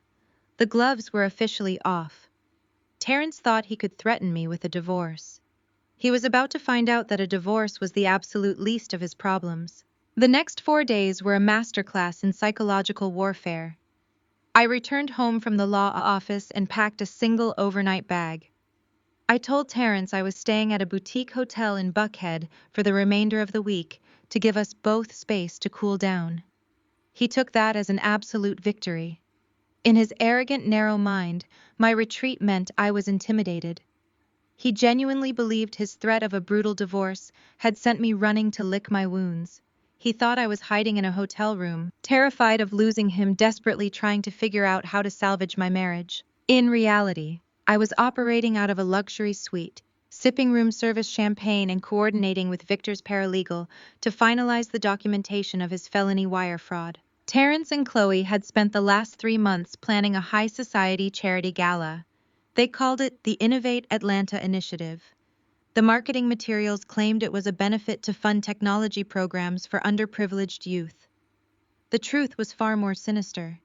It was a thinly veiled networking trap designed to legitimize next-gen solutions, Jamal's completely worthless startup. Terrence had leveraged my name, my business contacts, and my corporate reputation to secure the venue, the catering, and the guest list. He had sent out embossed invitations to every heavy hitter in my Rolodex: real estate moguls, tech investors, politicians, and media personalities. They were all coming because my name was quietly attached as a sponsor. By Saturday evening, the ballroom at the St. Regis was draped in aggressive opulence. I arrived 30 minutes before the doors officially opened to the public. I wanted to walk the floor. I wanted to see exactly how much of my stolen money had been poured into this charade. The room was a sea of crystal chandeliers and towering centerpieces of white orchids and hydrangeas. A 12-piece jazz band was setting up on a raised platform in the corner. Waiters in crisp white jackets were already circulating with silver trays of champagne. It was a flawless, beautiful lie. I stood in the shadows near the back entrance, watching the architects of my misery admire their handiwork. Terrence was standing near the main stage, wearing a velvet tuxedo jacket that he had definitely put on one of his maxed-out credit cards. He was adjusting his cuffs, grinning from ear to ear as he barked orders at the lighting technicians. Jamal was right beside him, shifting nervously in a suit that did not quite fit, holding a tablet and practicing what looked like a pitch deck. Chloe was floating around the silent auction tables, adjusting the bid sheets. She was wearing a dramatic sequined gown, playing the role of the benevolent, wealthy philanthropist. She was in her element, entirely convinced that she was the orchestrator of this elite gathering. I watched them with a terrifying sense of calm. They had absolutely no idea that the ground beneath their feet had already disintegrated. My phone vibrated in my clutch. It was a text from Aunt Denise. She was already in the lobby waiting for my signal. I had told her everything. I needed one person in that room who knew exactly what was about to happen, so she could watch the fallout and help me manage the physical space when the chaos erupted. I stepped out of the shadows and walked purposefully toward the center of the ballroom. The click of my stilettos against the polished marble floor echoed in the cavernous space. Terrence heard me approaching and turned around. His smug smile widened instantly. He looked me up and down, taking in my appearance. I was not dressed like a woman who was defeated. I was wearing a custom emerald green gown that draped perfectly across my figure. My hair was flawlessly styled and my makeup was sharp enough to cut glass. In my hand I carried a sleek black leather envelope clutch. Inside that clutch was the printed commercial loan agreement, the wire transfer receipt, and the IP address log tracing his fraud directly to my home office. Camille, Terrence said, his voice echoing with unchecked arrogance. "You made it. I was starting to think you were going to hide in that hotel room all weekend." "I would not miss this for the world, Terrence," I replied smoothly, stopping a few feet away from him. "I am incredibly interested to see what you have put together tonight." He stepped closer, lowering his voice so the event staff could not hear him. He thought he was being intimidating, but he just smelled of cheap cologne and desperation. "You look beautiful tonight," he murmured. "I am glad you decided to be reasonable. I knew you would come to your senses. Tonight is a big night for my family, and I need you to play the supportive wife. No drama, no tension. We are going to smile for the cameras, and you are going to mingle with your investors and make sure they look favorably on Jamal's presentation." I kept my expression perfectly neutral. "What exactly is Jamal presenting?" Jamal stepped up beside his brother, puffing out his chest.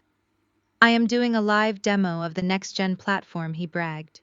"We are going to show Atlanta's elite how we are revolutionizing local supply chain logistics." Terrence secured a 20-minute slot for me right before the silent auction closes. Chloe drifted over, slipping her arm through Jamal's. She looked me up and down, her eyes flashing with that familiar condescending judgment.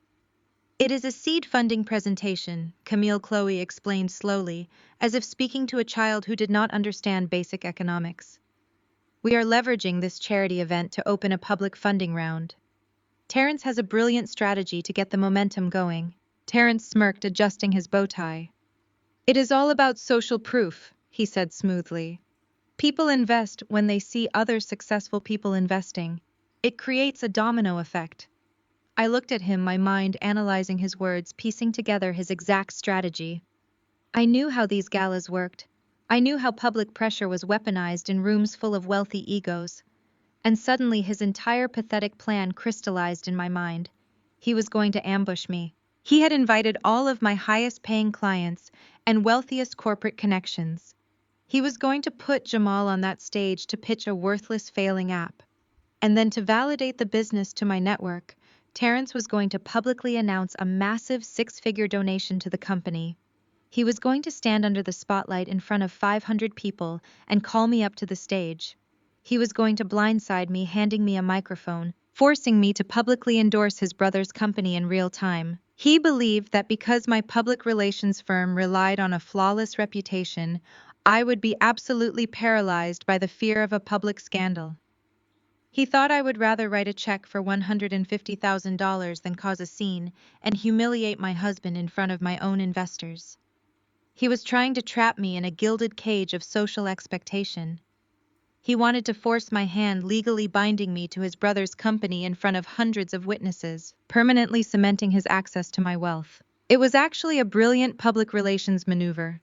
If he had tried it on anyone else, it might have worked, but he was trying it on me. That sounds like a fascinating strategy, Terrence, I said softly. My voice was calm, devoid of any anger or resistance. I tightened my grip on the black leather envelope in my hand. I cannot wait to see how the crowd responds to your presentation. He smiled, a wide, greedy expression of total victory. I knew you would understand the vision, Camille. Just follow my lead tonight. Everything is going to change for us. You have absolutely no idea, I whispered. The heavy ballroom doors swung open at the far end of the hall. The first wave of guests began to filter into the room, their voices filling the space with the polite hum of high society chatter. The trap was set. The audience was arriving. And the man who thought he was the ringmaster was about to become the main attraction. The first hour of the gala was a masterclass in professional acting. As Atlanta's elite poured into the St. Regis ballroom, I seamlessly shifted into the role of the gracious host. These were my people. I had spent a decade cultivating these relationships. When the mayor walked in, he bypassed the reception line and came straight to me. When the CEO of the largest tech incubator in the Southeast arrived, she immediately sought me out to discuss a recent crisis management campaign I had run for her competitor. Terrence shadowed my every move, desperately trying to insert himself into conversations that were entirely above his pay grade. He handed out business cards printed on cheap cardstock to billionaires, who politely accepted them before immediately turning their attention back to me. He played the part of the charming, supportive husband, wrapping his arm around my waist and flashing his bright smile for the event photographers. I let him. I smiled for the cameras. I made the introductions. I gave him enough rope to hang himself twice over. Across the room, I spotted my Aunt Denise. She looked striking in a tailored plum pantsuit. We locked eyes, and she gave me a slow, deliberate nod. She knew exactly what I was carrying inside the black leather clutch resting in my hands. She took a glass of champagne from a passing waiter and positioned herself near the front of the room, claiming a prime viewing spot for the main event. And then I saw her. Kayla walked through the heavy wooden doors of the ballroom, and the contrast to her usual grand entrances was staggering. There was no brand new white Mercedes-Benz parked in the valet line outside. She had clearly taken a rideshare. There was no entourage of wealthy sorority sisters surrounding her. She was entirely alone. But the most striking difference was her outfit. For the past 3 years, Kayla had never attended a formal event in anything less than couture. She was accustomed to charging $2,000 gowns to my American Express card without a second thought. Tonight she was wearing an off-the-rack polyester dress that she had likely scrambled to buy at a fast fashion mall store. The fit was slightly off, the fabric lacked movement, and she looked visibly uncomfortable in her own skin. She scanned the room, her eyes darting past the wealthy donors and elaborate floral arrangements until they landed on me. The raw, unfiltered hatred radiating from her glare could have melted glass.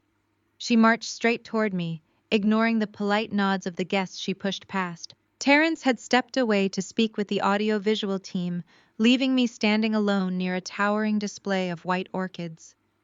Kayla stopped inches from my face. Her jaw was clenched tight and her eyes were red-rimmed, likely from crying the entire ride over. "You are a monster!" Kayla hissed, her voice vibrating with suppressed rage. "You completely ruined my life. I had to pack my things in garbage bags today.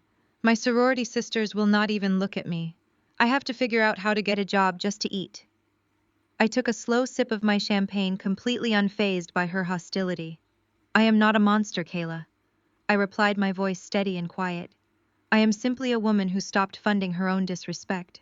"You did this over a stupid turkey dinner," she sneered, crossing her arms over the cheap fabric of her dress. "You are that insecure. You are that desperate for control. My dad was right about you. You use money to trap people because nobody would actually want to be around you otherwise." I looked at the 19-year-old girl standing in front of me. I felt no pity. I felt no guilt. I only felt a cold, analytical detachment. "Your father tells a lot of stories to hide his own failures," I said smoothly. "He told you he was wealthy. He told you he was providing your luxury lifestyle. He told you he could fix the declined credit cards and the towed car. How did that work out for you this morning, Kayla? Did his stories pay your tuition?" She opened her mouth to snap back, but no words came out. Her face flushed a deep, embarrassed crimson. The reality of her situation was suffocating her, and she knew there was absolutely no safety net left to catch her. "You are an adult now." I continued, my tone shifting to absolute ice. "You sat in my kitchen and mocked me. You laughed while your father demanded I never correct you. You made it abundantly clear that I am not your mother. So I am treating you exactly the way you demanded to be treated, like a stranger. And I do not pay the living expenses of strangers. Now I suggest you go find your father. He has a very big presentation tonight. You will want to be near him when it happens." Kayla glared at me one last time, her eyes shining with angry tears, before she spun on her heel and stormed off toward the bar. The ballroom was now at full capacity. The air was thick with the scent of expensive perfume and roasted filet mignon. The ambient noise of clinking glasses and networking conversations swelled to a dull roar. Chloe was working the room, desperately trying to hand out brochures for next-gen solutions. She approached a group of my oldest investors, laughing loudly and touching their arms with forced familiarity. They looked at her with polite confusion, clearly wondering why this woman was pitching a logistics app at a charity gala for underprivileged youth. The lights in the ballroom suddenly dimmed. The jazz band stopped playing, concluding their set with a soft cymbal roll.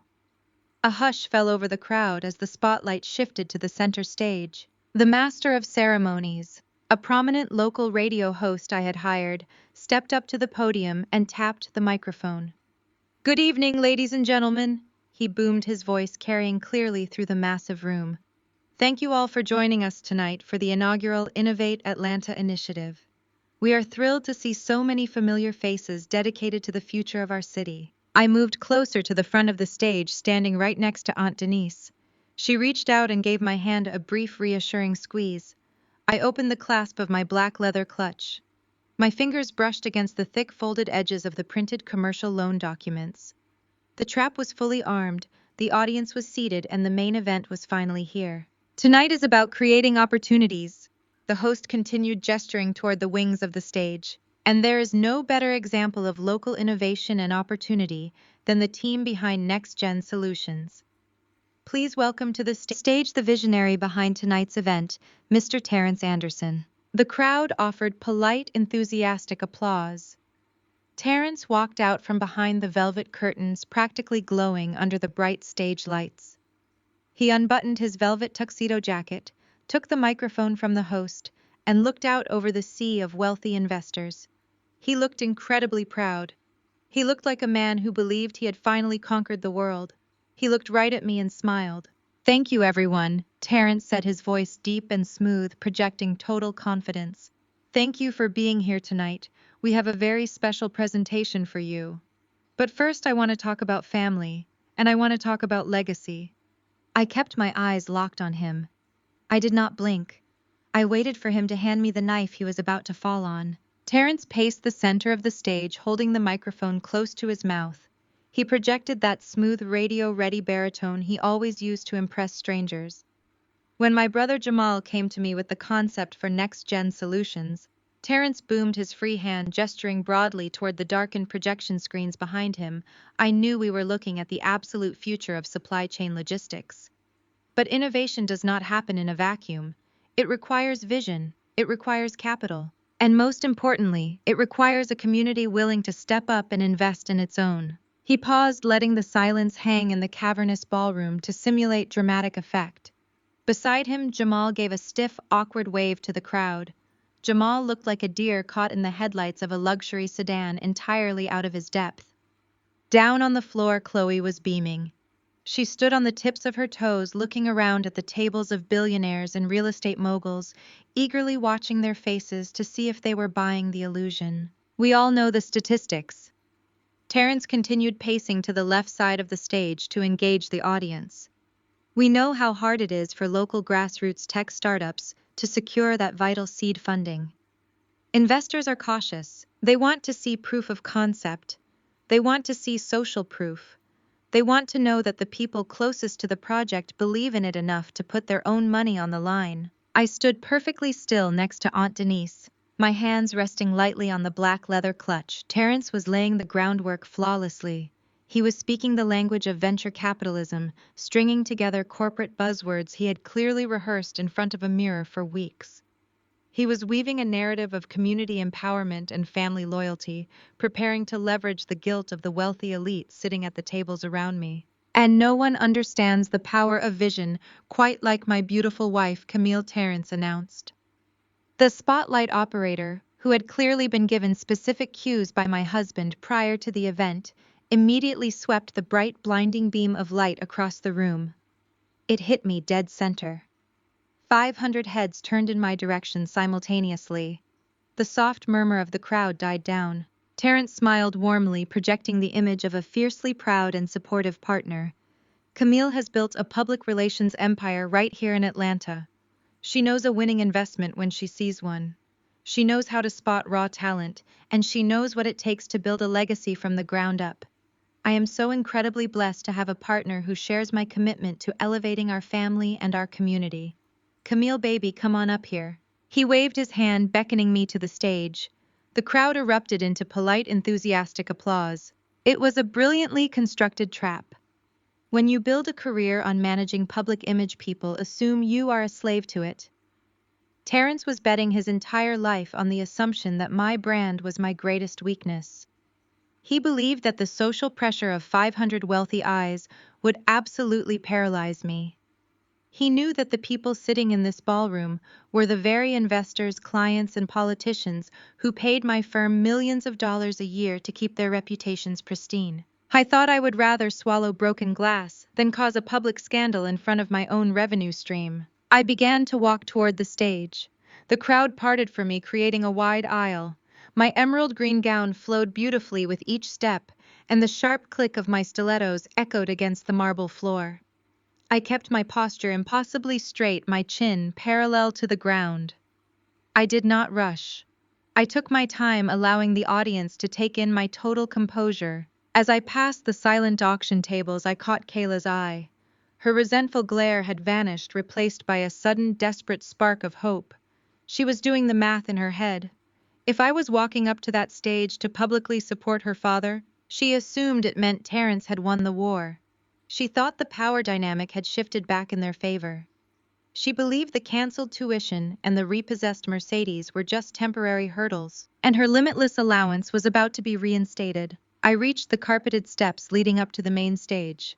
Terrence walked over to meet me at the top. He reached out and wrapped his arm tightly around my waist, pulling me firmly against his side. To the audience, it looked like a gesture of profound marital affection, but I could feel his fingers digging aggressively into my hip. "Smile, baby," he whispered into my ear, his breath hot against my skin. "Do not make a scene in front of your clients. We are going to finish this together." He turned back to face the crowd, raising the microphone again. The applause dialed down, and the room grew quiet with anticipation. "Ladies and gentlemen," Terrence announced, his voice ringing with triumphant authority, "I am so incredibly proud to announce that my wife, my partner in all things, has decided to lead our Series A funding round tonight. Camille is personally pledging an inaugural seed donation of $150,000 to Next Gen Solutions. The ballroom erupted into genuine cheers. The mayor clapped loudly from the front table. Several of my top-tier investors nodded in approval. $150,000 was a highly respectable seed investment. It signaled extreme confidence in the product. If Camille Anderson, the most ruthless PR executive in Atlanta, was backing this logistics app with six figures of her own money, the wealthy guests in the room would undoubtedly open their checkbooks to follow suit. I stood under the heat of the stage lights, processing the absolute terrifying genius of his manipulation. It was not just a social trap, it was a legal one. The exact amount he announced was $150,000. That was the precise total of the commercial loan he had fraudulently secured under my corporate LLC by forging my signature 4 months ago. If I stood on this stage, smiled for the cameras, and publicly acknowledged a $150,000 financial commitment to Jamal's company, I would be verbally authorizing the exact amount he had already stolen. Any halfway decent defense attorney would subpoena the footage from this gala. They would play the video in front of a judge and argue that I had consented to the commercial loan, that I had publicly confirmed the transfer of funds was an authorized business investment. Terrence was not just trying to humiliate me into compliance. He was trying to launder his felony wire fraud in plain sight. He was trying to use my own charity gala to legally absolve himself of identity theft. He truly believed he had outsmarted me. Terrence turned to me, his smile wide and victorious. He held the microphone out, offering it to me. The unspoken command was deafening. Take the microphone, thank the crowd, confirm the donation, save your reputation. I looked down at the black microphone resting in his outstretched hand. I looked out at the sea of expectant faces, at the flashing cameras of the event photographers, at Chloe jumping up and down in the front row. Then I looked directly into Terrence's eyes. I saw the arrogant, unearned confidence of a man who thought he had finally tamed the woman paying his bills. I reached out and took the microphone. The metal felt cold and heavy in my grip. I did not smile. I stepped away from his grasp, breaking physical contact, and moved to the exact center of the stage. The crowd quieted down, waiting for the gracious, philanthropic speech of a supportive wife. I raised the microphone to my lips. I gripped the black leather envelope clutch in my left hand, feeling the sharp rectangular edges of the printed evidence hidden inside. I took a slow, deep breath, perfectly centering my voice. The illusion was over. It was time to introduce the city of Atlanta to the real Terrence Anderson. Thank you, Terrence, I said into the microphone. My voice echoed through the massive ballroom, crystal clear and commanding. I did not rush the delivery. I let the absolute stillness of the room work to my advantage. Vision is indeed a powerful thing. But in my line of work, you learn very quickly that the most dangerous thing in any room is a beautifully constructed lie. I turned slightly, addressing the hundreds of elite guests seated at the candlelit tables. As the primary sponsor of tonight's gala, I provided the audio-visual team with a specific slide to accompany my address. If we could transition to that file now, please. I did not need to look behind me.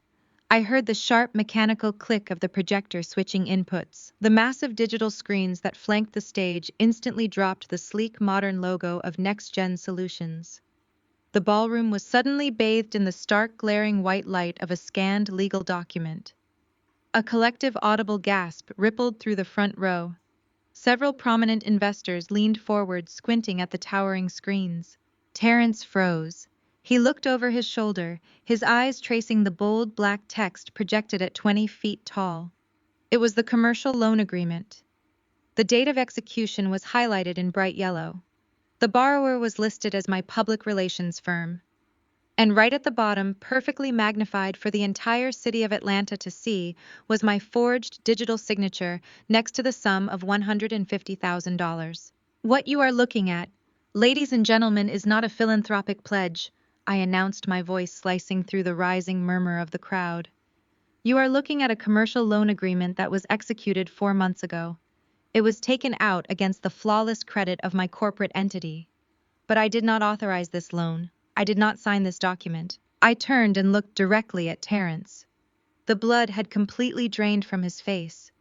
The confident visionary entrepreneur had vanished, replaced by a man who was actively watching his own execution. He took a stumbling step toward me. reaching out a trembling hand as if he could physically snatch the microphone away from me. Camille turned the microphone off.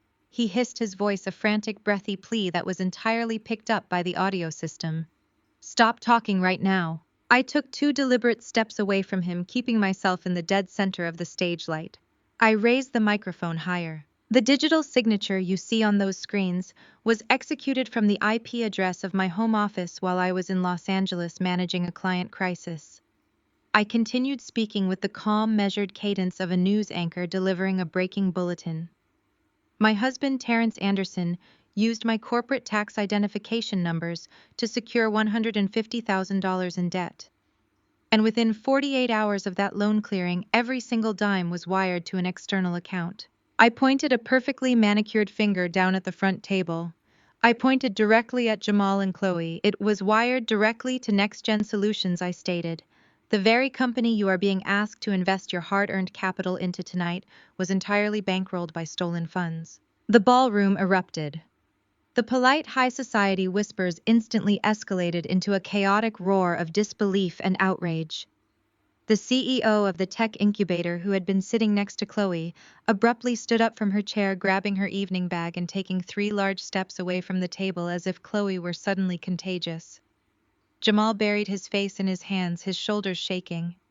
Chloe looked around in absolute terror, her eyes wide as the wealthy socialites she had spent months trying to impress openly glared at her with unvarnished disgust. Terrence was hyperventilating on stage. He grabbed his own microphone, fumbling with the switch, desperately trying to do damage control. "This is a misunderstanding," he stammered, his voice echoing awkwardly over the crowd. "This is an internal corporate dispute. We are a family business." "You are not my business partner, Terrence," I corrected him, my voice overriding his panicked rambling. "You are a dependent. You thought you could trap me tonight. You thought that if you put me on this stage in front of my clients, my investors, and the mayor of this city, my desire to protect my public image would force me to smile, nod, and verbally validate a $150,000 donation. You believed that I would rather swallow a 6-figure loss than cause a public scandal. You were trying to launder your felony in plain sight." I walked right up to him. I did not care that 500 people were watching us. I did not care about the flashing cameras of the event photographers documenting every second of his ruin. "I am not writing a check tonight," I declared. Instead, my legal team spent this morning handing these exact IP logs and wire transfer receipts over to the district attorney. I am officially pressing charges against you for felony identity theft and wire fraud. Terrence literally dropped his microphone. It hit the stage floor with a deafening, high-pitched screech of feedback that made half the room cover their ears. His knees buckled slightly. He reached out to grab the podium to keep himself from collapsing. The reality of the federal indictment had just shattered his final delusion. He was going to prison. I turned my attention away from the broken man on the stage. I looked out into the sea of faces until I found Kayla standing near the back bar. She was frozen in her cheap off-the-rack dress, her mouth hanging open as she watched her father's empire burn to ash. "And since we are on the topic of illusions of wealth," I said, addressing her directly. The crowd's attention snapped to the back of the room, following my gaze. Kayla shrank back against the wood paneling of the bar, desperate to escape the blinding spotlight of public scrutiny. "You sat in my kitchen 2 days ago and mocked my background," I reminded her, ensuring every member of Atlanta's elite heard exactly what kind of entitlement this family harbored. "You laughed when your father demanded I never correct you. You happily spent my money while disrespecting the woman providing your entire lifestyle. But your father cannot save you now, Kayla, because your father is completely, undeniably broke." I gripped the microphone, delivering the absolute, unvarnished truth. "The $22,000 tuition payment for your spring semester has been canceled. Your premium housing contract is void. Your luxury car was repossessed from your sorority house yesterday morning. You are failing out of school and facing immediate eviction because the man you idolize is a con artist who has been living entirely off his wife's labor. The Bank of Camille is permanently closed." The silence that followed was absolute. It was the heavy, breathless quiet of a room full of powerful people processing a total surgical destruction. Down on the floor, the social death of Jamal and Chloe was playing out in real time. Chloe reached out to touch the arm of a prominent real estate developer sitting at her table desperately trying to salvage her networking opportunity. He actively flinched, pulling his arm away, and signaled for his wife to gather her coat.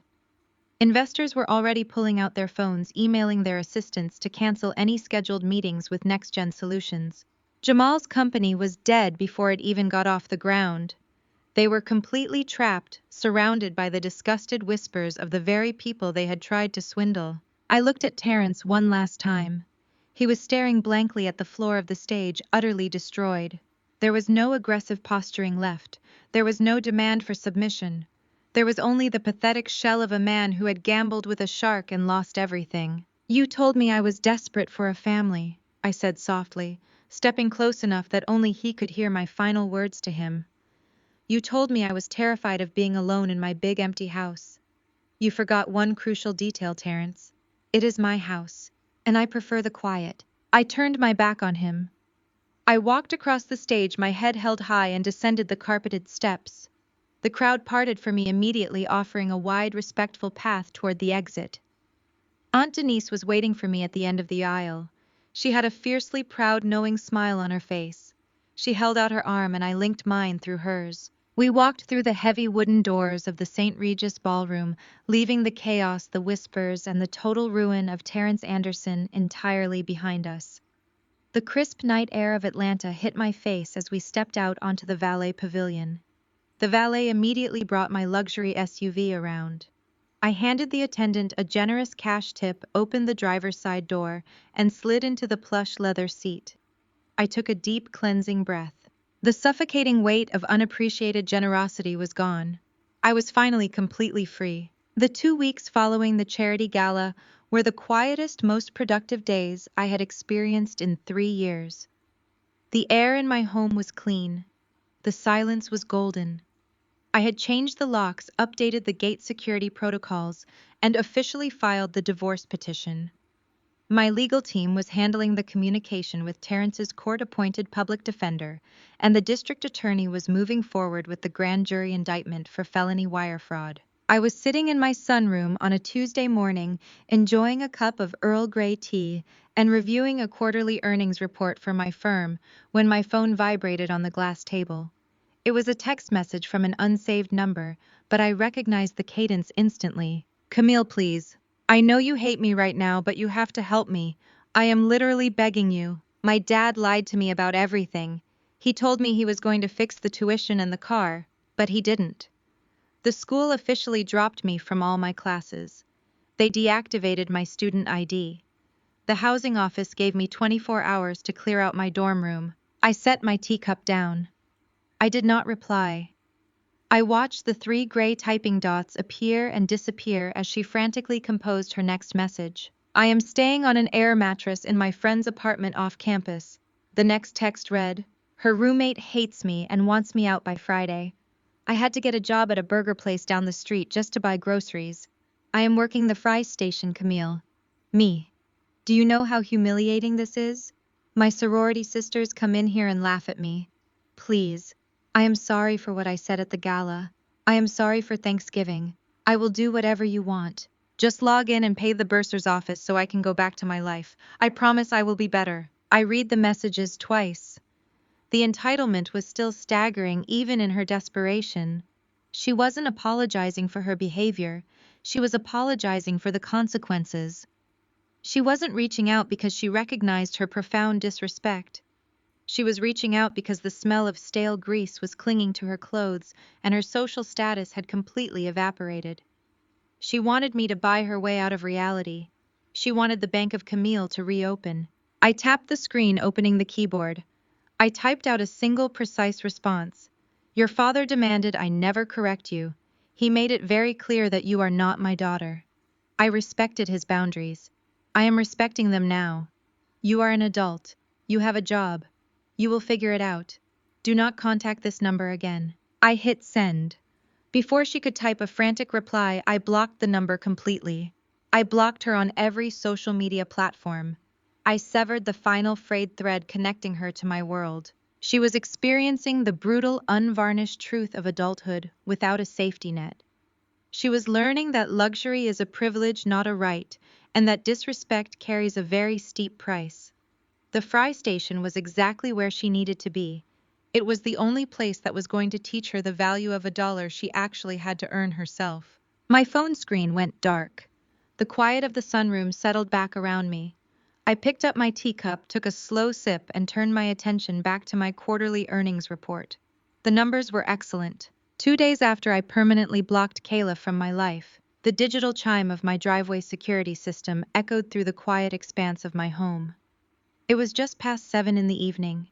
I was standing in my custom chef kitchen, pouring a glass of sparkling water, enjoying the absolute serenity of a house that belonged entirely to me. I walked over to the wall-mounted control panel and tapped the screen to bring up the high-definition camera feed for the main property gate. I expected to see a delivery driver. Instead, I saw a ghost of a man.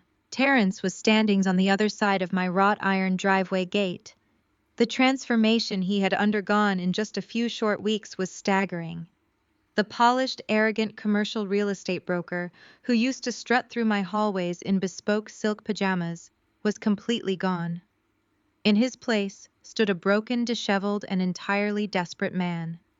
He was wearing a wrinkled hoodie and jeans that looked like they had been slept in for days. His posture was slumped, his shoulders defeated, and he was repeatedly mashing the call button on the intercom panel with a shaking hand. I stood in my warm, beautifully lit kitchen and watched him on the screen. I did not feel a single ounce of pity. I tapped the audio button on the console, enabling the exterior microphone so I could hear him, but I kept my own microphone muted. "Camille, please."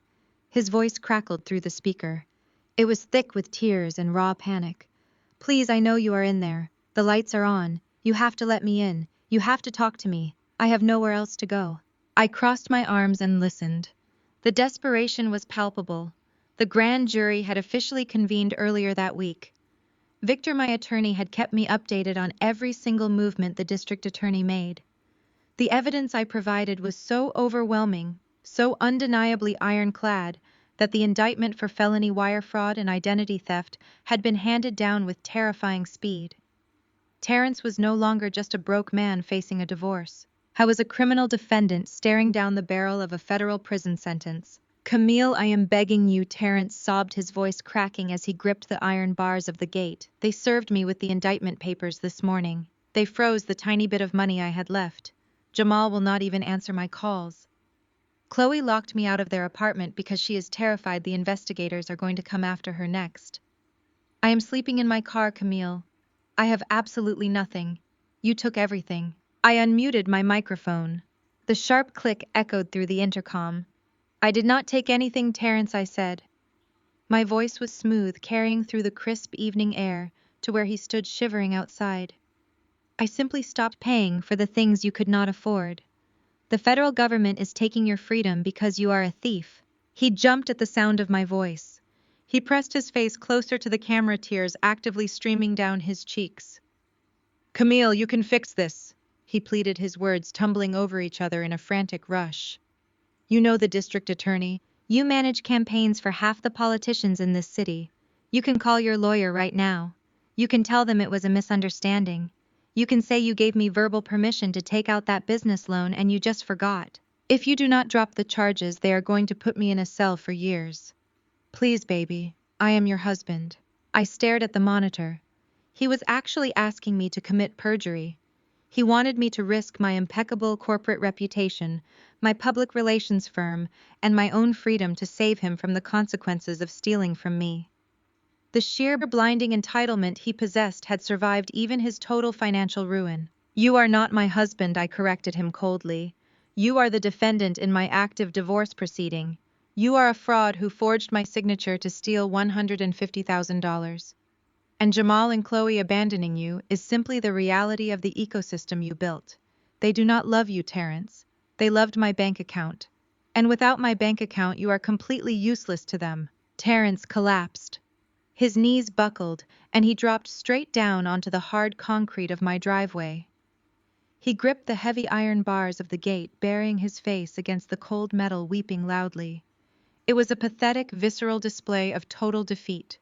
The man who had slammed his hand on my marble island, who had threatened to drag me through a brutal legal battle, who had demanded alimony, and half my company was now sobbing on his knees in the dirt begging for mercy. "I have lost everything," he wailed, his voice muffled by the iron bars.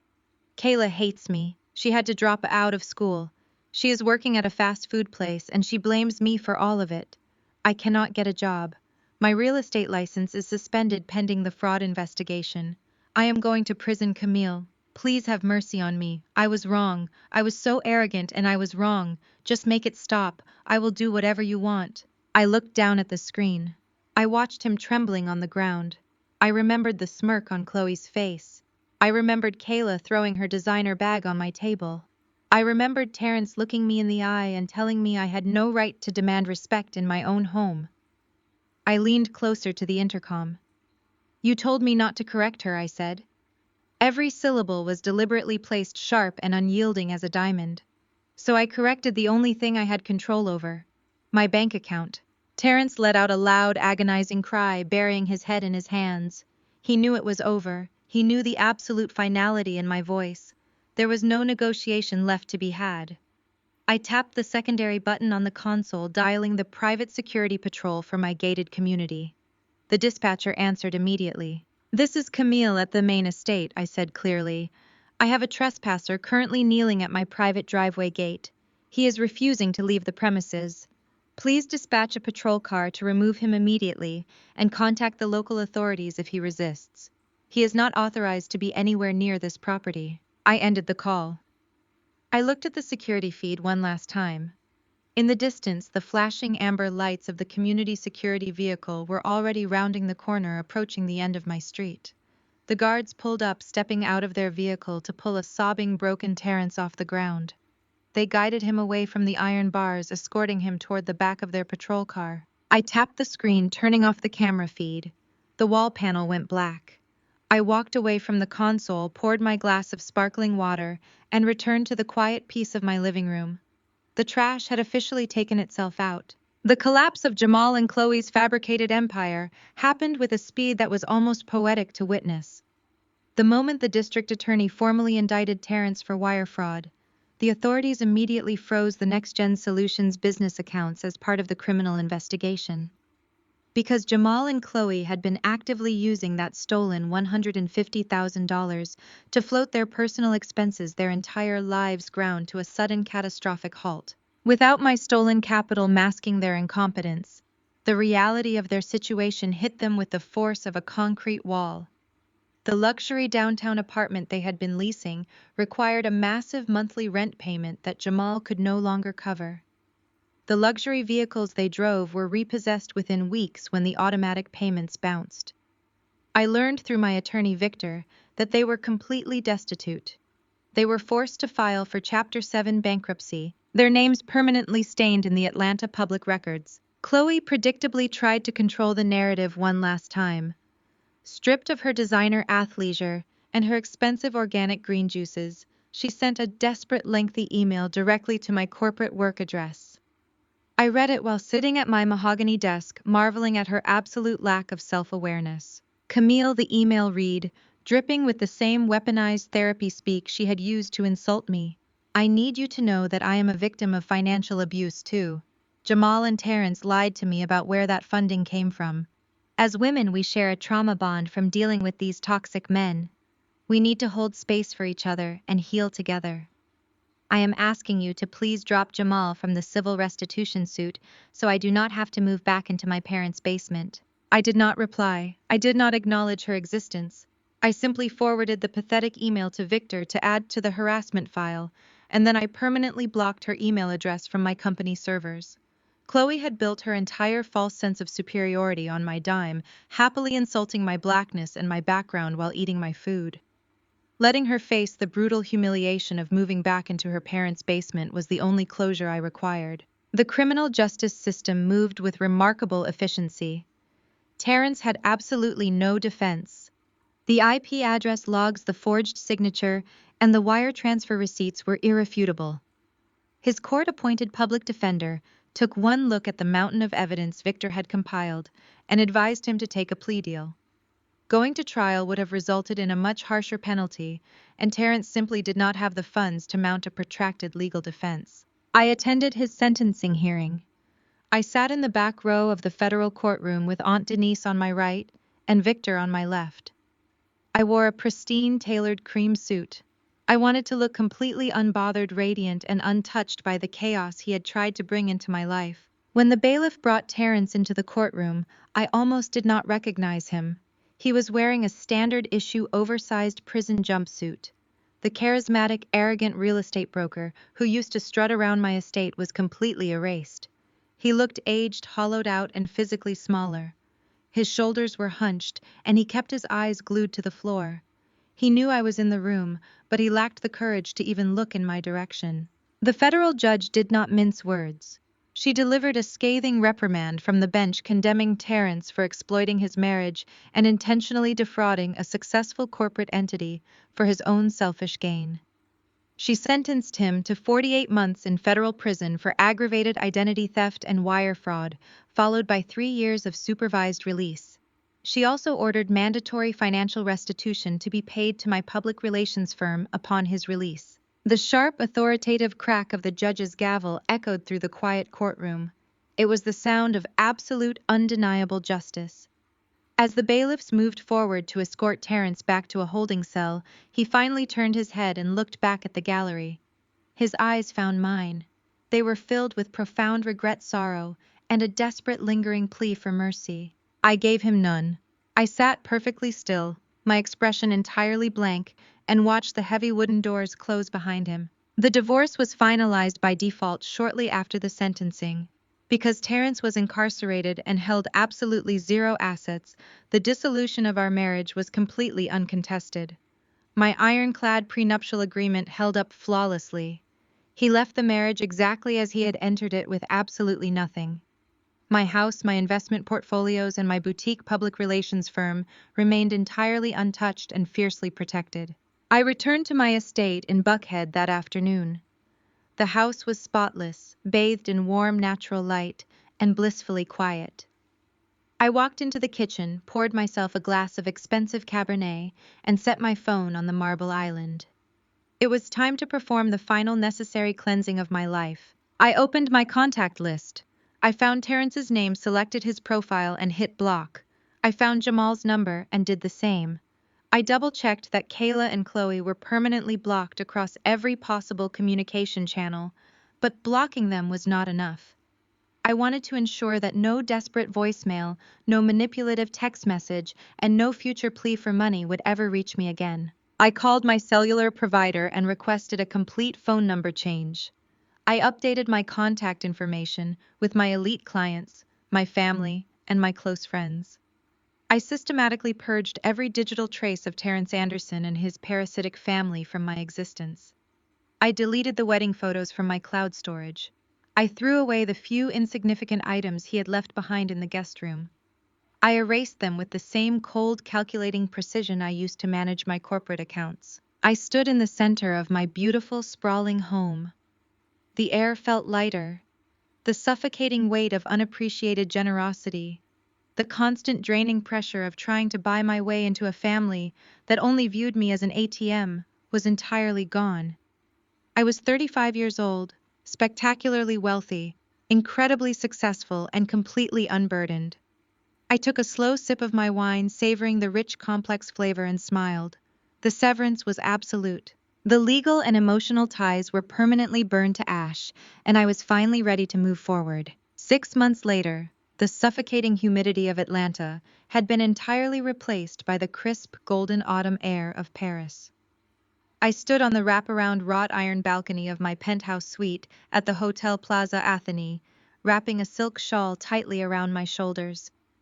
The sun was just beginning to set over the Seine, casting a brilliant, fiery glow across the limestone facades of the city. In the distance, the Eiffel Tower began to sparkle against the twilight sky, an absolute masterpiece of light and architecture. It was a view reserved for the elite, and I had secured it entirely on my own merit. The heavy glass balcony door slid open behind me. Aunt Denise stepped out into the cool evening air, holding 2 crystal flutes of vintage Dom Perignon. She looked absolutely spectacular. She was wearing a tailored crimson jumpsuit that perfectly complemented her rich dark skin, her hair elegantly styled, and a diamond tennis bracelet catching the Parisian light. She handed me one of the flutes with a knowing, radiant smile. "To the woman of the hour," Aunt Denise said, raising her glass, "and to the most lucrative public relations contract this family has ever seen." I smiled, tapping my crystal flute gently against hers. The sharp melodic clink rang out over the balcony. "To new chapters," I replied, taking a slow, appreciative sip of the champagne. We had spent the entire afternoon in a high-security boardroom in the 8th arrondissement negotiating with the executive team of a massive European luxury fashion conglomerate. They had been tracking my agency's success in the States, particularly my flawless execution of corporate crisis management, and they wanted me to handle their global brand restructuring. When I slid the final contract across the table for their signatures just 2 hours ago, I had officially secured a multi-million-dollar international retainer. My boutique firm in Atlanta was no longer just a regional powerhouse. It was a global player. Aunt Denise leaned against the wrought iron railing beside me, looking out over the breathtaking skyline. She let out a soft, contented sigh. "You know," she murmured, her voice carrying a deep ancestral wisdom, "I look at you right now standing on top of the world, and I think about where you were just 1 year ago. You were shrinking yourself down to fit into a room full of people who did not even have the capacity to understand your worth." I looked down at the bustling Parisian street below, watching the sleek luxury cars pull up to the hotel entrance. She was right. A year ago, I was trapped in a cycle of endless performance. I was exhausted, burning myself out to maintain a flawless facade of a happy marriage, pouring my hard-earned wealth into a bottomless pit of ungrateful entitlement. I had believed that if I just gave enough, paid enough, and provided enough, I would eventually earn the respect and family devotion I craved. I had allowed Terrence, Kayla, Chloe, and Jamal to treat my home like a fully funded resort, absorbing their microaggressions and blatant disrespect simply because I was terrified of walking away empty-handed. But walking away had not left me empty-handed. It had left me with both hands completely free to build an empire. The contrast between my past and my present was staggering. The tens of thousands of dollars I used to blindly funnel into Kayla's out-of-state tuition and luxury car leases were now being channeled into global expansion funds for my business.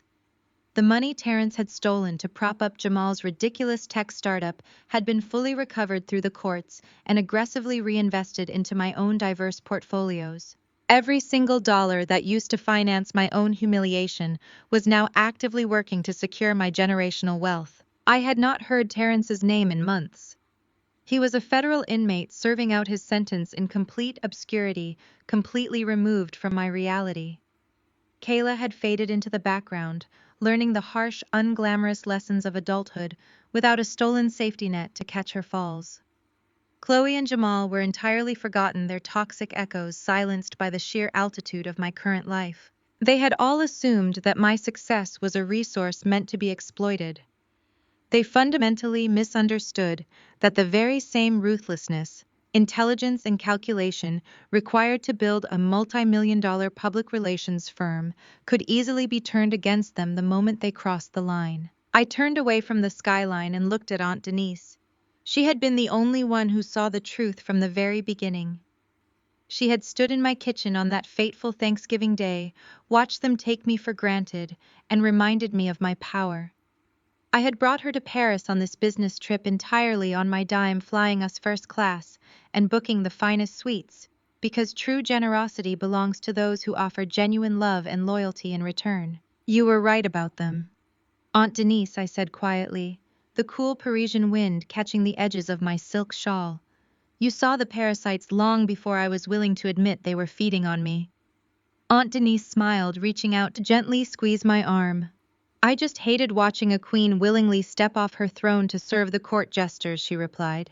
"But you found your way back up, and you did it with absolute grace." I took another sip of champagne, letting the crisp, dry vintage wash over my palate. Grace was certainly one word for it. Precision was another. I had not yelled. I had not begged. I had not allowed myself to become the angry, chaotic stereotype they so desperately wanted me to be, to justify their abuse. I had simply done the math, calculated their total lack of value, and shut down the bank. The greatest lesson I learned from the total collapse of my marriage was not about money. It was about the intrinsic, non-negotiable value of my own peace. Wealth is a beautiful thing. It provides comfort, access, and leverage. But the ultimate luxury in this world is the ability to fiercely protect your own boundaries. I will never again apologize for my ambition. I will never again shrink my success to accommodate a fragile ego. I will never again allow anyone to sit at a table that I built and disrespect the hands that prepared the feast. I looked out over the glittering expanse of Paris, the city of lights stretching out endlessly before me. The air felt incredibly light. The future was completely unwritten, vast, and entirely mine to command. I raised my crystal flute one last time, toasting the brilliant glowing silhouette of the Eiffel Tower and the unbreakable woman standing on the balcony. I had paid a very steep price to learn my worth, but I would absolutely never under any circumstances finance my own disrespect ever again. The most profound takeaway from this story is that true self-worth means refusing to finance your own disrespect. We often trap ourselves in toxic dynamics, hoping that our boundless generosity will eventually earn us love, respect, or a seat at the family table. However, you cannot buy loyalty from people who are fundamentally committed to exploiting you. When you establish firm boundaries and cut off the resources of those who tear you down, you aren't losing a family. You are reclaiming your power. Your peace and dignity are absolute non-negotiable assets. Never shrink your success to accommodate someone else's fragile ego. Share your own experiences of setting firm boundaries and reclaiming your self-worth in the comments below, and don't forget to like and subscribe for more empowering stories.